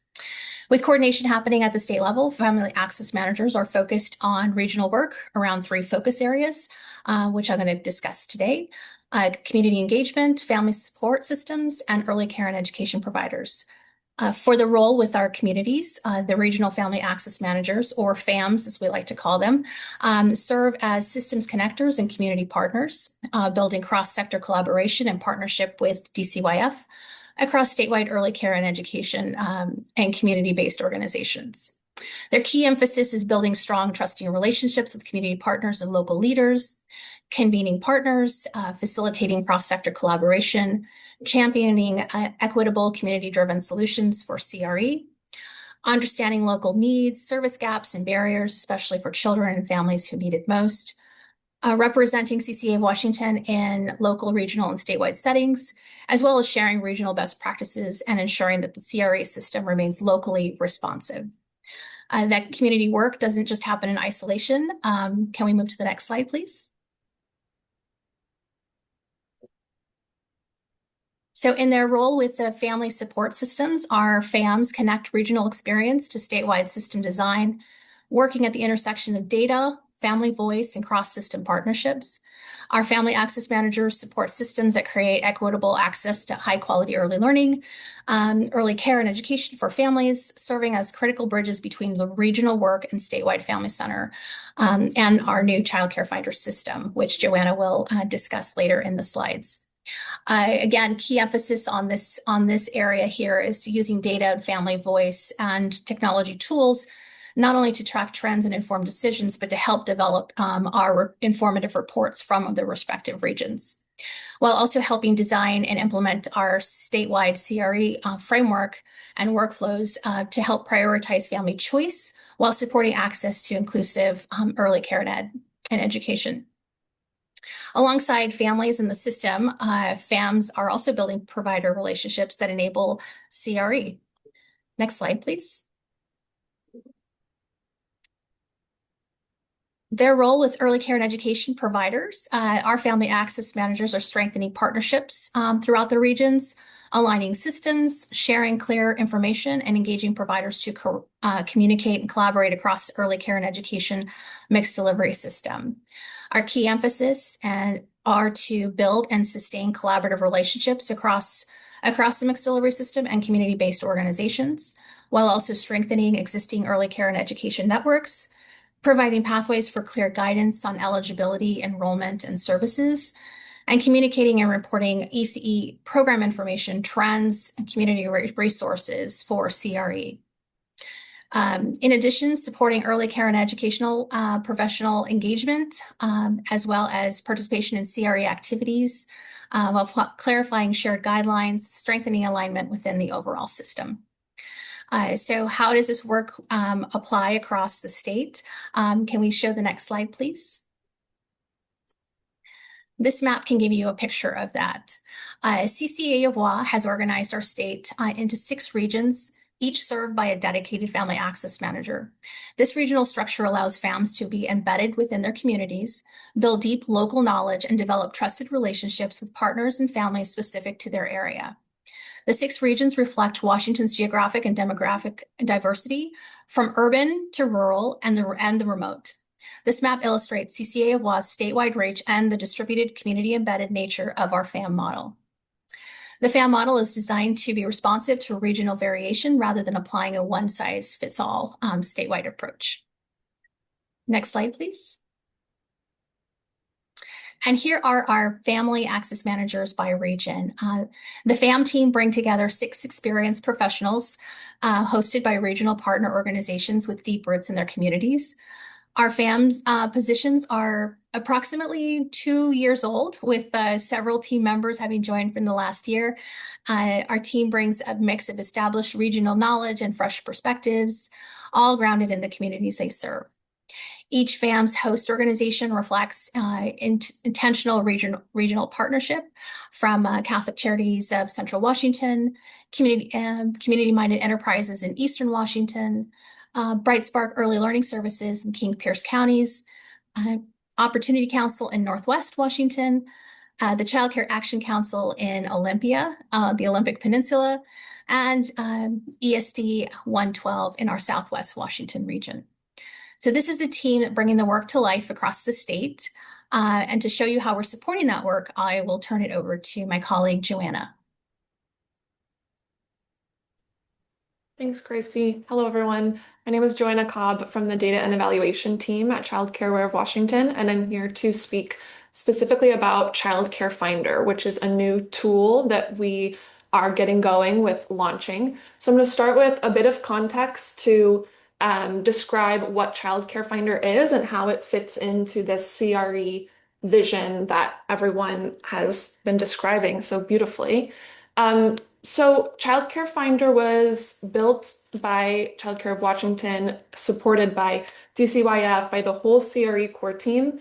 And its goal, and I think it's why it's so exciting, is it's leveraging the best technology that there is to support these goals of informed family choice, provider agency, and cultural responsiveness, individual communities being able to name and share what's unique about their care and their environment. And it also is an opportunity for all these different partners that are here today and have spoken about CRE from their perspective.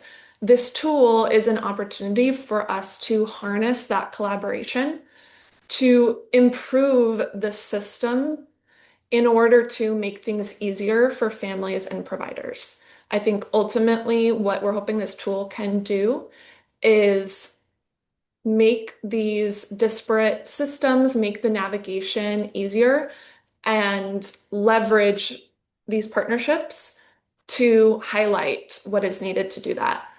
So we have here on the screen these few bullet points of provider agency. So at its core, what is it?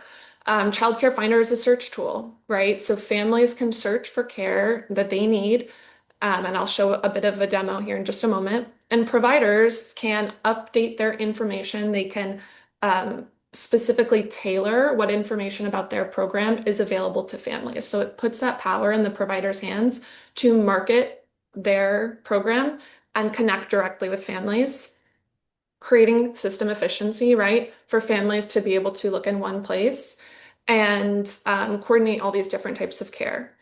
So as I share my screen to be able to give you guys a kind of a sneak peek, a demo of what this search will look like, I will tell you that it will include at the time of launch, Child Care Finder includes all licensed care across the state. Every licensed provider has the option to make themselves available in the search. And it will also include all license exempt ECAP and Head Start sites. So that will just be built in that we're able to present those in this search. And based on those partnerships, we hope to add transitional kindergarten sites as well, so that everything that OSPI and the ESDs are working on when it comes to family choice, informed family choice, we can bring that to bear with this tool. So here you are seeing what the family search will look like. Hopefully it's exciting and it's looking very user-friendly, because that was one of our core goals. This was designed based directly on the feedback of families, of how they experience tools, what the issues are, what the barriers are when it comes to searching for care.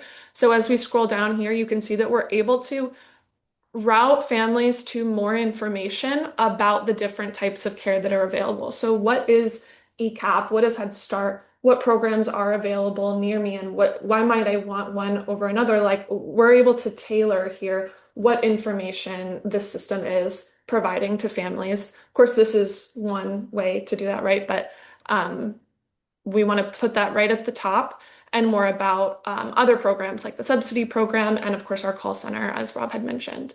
So scrolling down here, just to get a glimpse of that hopefully this is a place to catch some of those families, right? If they need more information. So then let's go ahead and search for a childcare provider. Something that's really cool about this technology is that we're able to search along a commute. So I can type in my home address and my work address and only see care that is on that route, rather than it's close to my house, but it's completely the wrong direction. So that's just an exciting thing. So I'm going to search based on the child that I need care for and when I need care. So if I'm looking in the future, right, we'll be able to know the age of the child at that time to be able to filter to see care only that serve my age group of who I'm looking for care for. I could select public transport if I want to and see the options along public transport. And we also will have financial assistance programs. So a family could say, I only want to see providers that are able to offer or serve if I'm using the Working Connection subsidy. And let's go ahead and search. And here is just a quick demo, right? And you can see how the map kind of interface works. And I will say this is really great on mobile as well.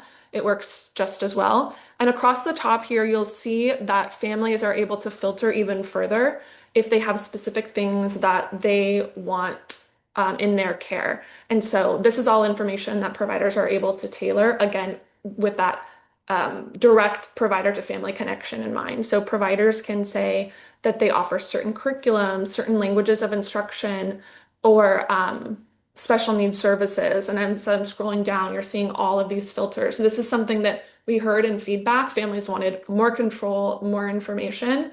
So we did that. And families are then able to click to view more information and see a whole provider profile in one place and download their results if they want to.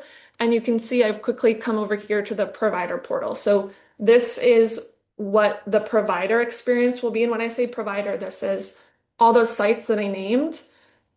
All of those providers can tell us who they want to log into this portal to update their information. So it may be a director or an administrator. Providers can control that. Who do you want to be updating this profile?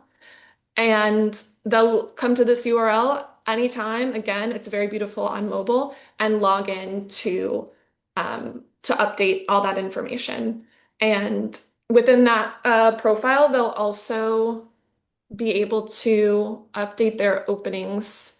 We call openings, also sometimes referred to as vacancies, to be able to indicate directly to families, yes, I am looking to enroll a child right now in my program, and families then can know who, how their enrollment process will look and have more information to inform their search for care.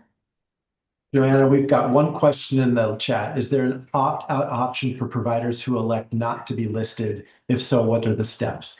Thank you for flagging that. So with the launch of this tool, we are starting with every provider needing to choose to opt in. So a provider does not need to go in and opt out. All providers need to go in and opt in. So over the next few weeks, the coming months, we are engaging in this communications effort to, send out this information, invite all providers into this portal and give them that information. If you would like to appear in search, here's what you do. If you do not want to appear in search, then do not opt in to publish your profile. There's also an additional layer of privacy available. So if a provider wants to appear in search, they want to be visible to a family, but they don't necessarily want to share their exact address or their exact street address, there's a toggle button for them to be able to appear with only their zip code and city available. So those are the two options. And we are making that very clear to providers in the portal of how they would make those two choices. Thank you. And I will quickly just add on that this tool is replacing the Child Care Aware of Washington online search that has always been in existence through our website. And it is a complement to the Child Care Check system, which is DCYF system mainly oriented towards listing all licensing information, licensing violations, things like that, that exists. Child Care Finder, while it shares some of the information, like your address, your license information, your license age groups, it also is more geared towards that additional information that a provider can share and direct provider to family interaction.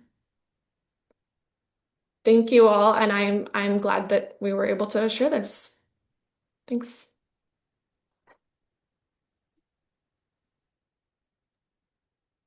Thanks, Joanna. And as we kick it over back to Tasha, I just want to acknowledge that we do see the questions in the chat, and we'll be sure to grab those so we can follow up with everybody in the feedback loop. I just want to make sure we have enough time for some discussion. So Tasha, can you walk us through what we're about to do? Thank you, Diana. And thank you to all the presenters. It's very exciting to see all the work that's happening across the state and how we're doing this together. I appreciate you all. To recap, CRE is not new. Our collective goal is to shift the statewide focus to inform family choice. And what is CRE? Coordinated Recruitment Enrollment. Coordinated statewide coordination to support family choice, navigating that delivery, the mixed delivery systems. Recruitment, really training of agencies and organizations and providers of what the mixed delivery system is, and informing families about this mixed delivery system and the supporting them in the navigation parts. Enrollment really is like outcomes. What is the outcome? Are families' needs being met? And where are the barriers and how do we support those barriers throughout the state? We are really great on time right now. So kind of to end the presentation, we'd like to ask that these three questions that would capture the barriers and challenges that we are facing. One is the parent perspective, one is the provider perspective, and one of them from the early learning professionals perspective. We're collecting feedback across multiple audiences to give everyone a voice as we continue to move forward with CRE work. And during this time, we're going to have breakout rooms. We'll need a note taker, and there'll be a Google form listed in the chat for you to be able to take notes on. We're using the same form across, again, all of the platforms that we've used so far and continue to use later as we do these presentations.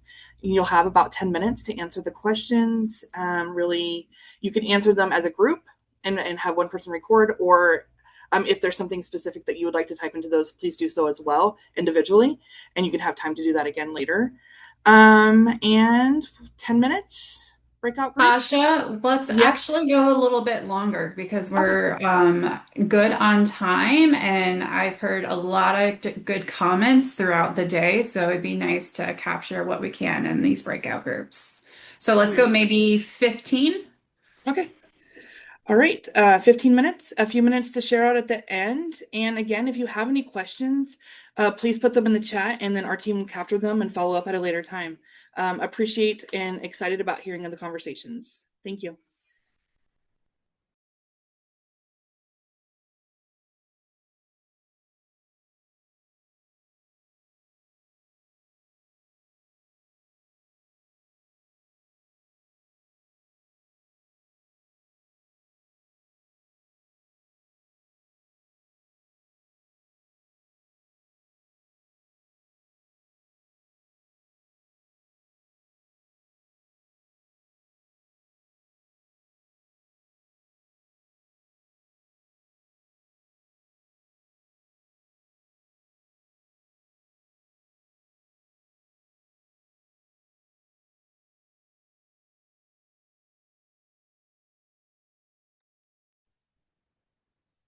All right, is everyone back?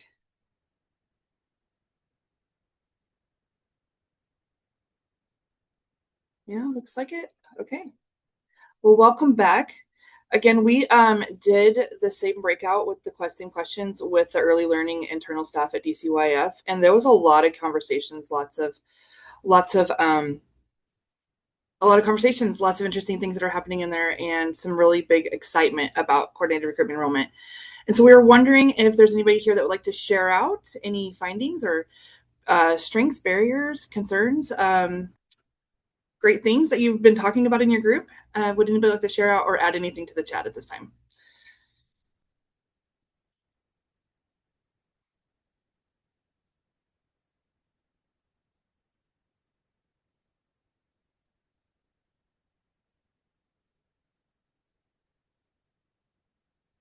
There was an opportunity and still is an opportunity to use the that Google form so that we can get some information and feedback from this group about those questions and be able to compare them with the others. Sencha has just added, oh,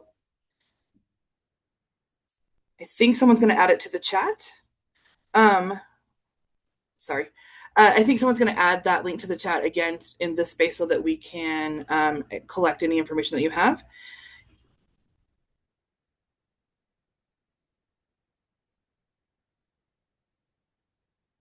That's very good knowledge. So not everyone was able to use the Google form, it looks like. So if you would like to add anything to the chat that you talked about, we can capture that as well and put it into the form ourselves. We'll And also make sure, sorry, Tasha, if many were not able to access the form, we can make sure in the feedback loop that we also provide an updated link to capture that feedback.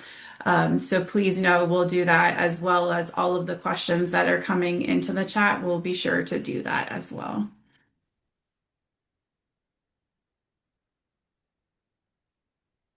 Susan? Yeah, I was just going to say, when I some of this sounds really exciting in terms of the data collection part and when you go to the DCOAF dashboard for, need and supply or whatever, some of those numbers aren't necessarily like real time or up to and I'm not even sure if they're mostly based on census data. I'm not exactly sure. But it sounds like Child Care Aware is going to be collecting more like real-time data so long as providers are updating their information about space availability and so on and so forth. So I asked Rob, and I want to put this on the radar for providers like KidsCo that are looking to expand but trying to figure out where the need is versus where there already is a bunch of care. That kind of data would be more relevant to organizations that want to. So when or how will childcare providers be able to access that information so we know where to expand versus where not to? Or is it just going to be for DCYF's use? That's a great question, Susan, and I appreciate you bringing that to this group. But I'm gonna pause because I see Nicole has her hand up already. Yeah, thanks for that, Susan. And I think for me, what that brings up is going back and looking at our early learning dashboards and seeing, what is most useful out of those dashboards now. But then it's also coming back and talking about how does the information that lives in Child Care Check, Child Care Finder, and the dashboards, how do they all come together? And what would a provider need to be looking at? Like you're saying, when they're wanting to make a decision about how to expand. So can we take that as maybe something that would be good to bring back and like have OIAA come and kind of help us talk through some of those pieces?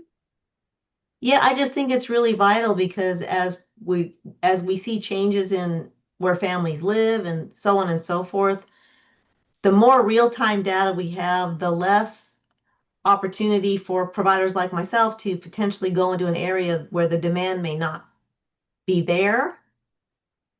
And and maybe potentially miss going into a community where there is high need. So I would appreciate that. Thank you, Nicole. Yeah, Yeah. absolutely. And I can just add from that group I was in with Susan. So that was one of the barriers that we talked about, is that like sharing information. But I do see some strength in the collaboration across systems. So we talked a little bit about how Help Me Grow can help connect folks to this information and vice versa, especially since they're doing the ages and stages questionnaire screeners now. They're going to have data on needs of children. So if they can connect those systems would be great. And having the call center in combination with access on the web and the mobile device, I think is really important for our rural families in Washington. Thank you, Hannah. Anybody else like to come off mute and all right. Well, I think the next slide is who to contact from DCYF about coordinated recruitment enrollment. And again, it's myself, Diana, and Melinda Barnes. And thank you guys for hanging out with our presentation today, and looking forward to do more of this work. Have a great day. Great, thank you. Thank you all. I'm pretty excited about the new Child Care Finder website. That looks really good and interactive. But thank you for all the information. Um, as a reminder, if you haven't taken the time, please fill out the reflection survey. This will help collect feedback and improve our work. The link is shared again in the chat. Um, so for closing remarks, all 2026 meeting dates and information are on the new ELAC office hours page and are posted on the ELAC's webpage as well. The next office hour is scheduled for Friday, May 22nd, 11 to 12 noon, and we hope to see you there. Our next ELAC meeting will be on June 9th, so we'll see you then. Thank you all for your time and for joining us today, and we wish you all a great rest of your day. And with that, the meeting is adjourned.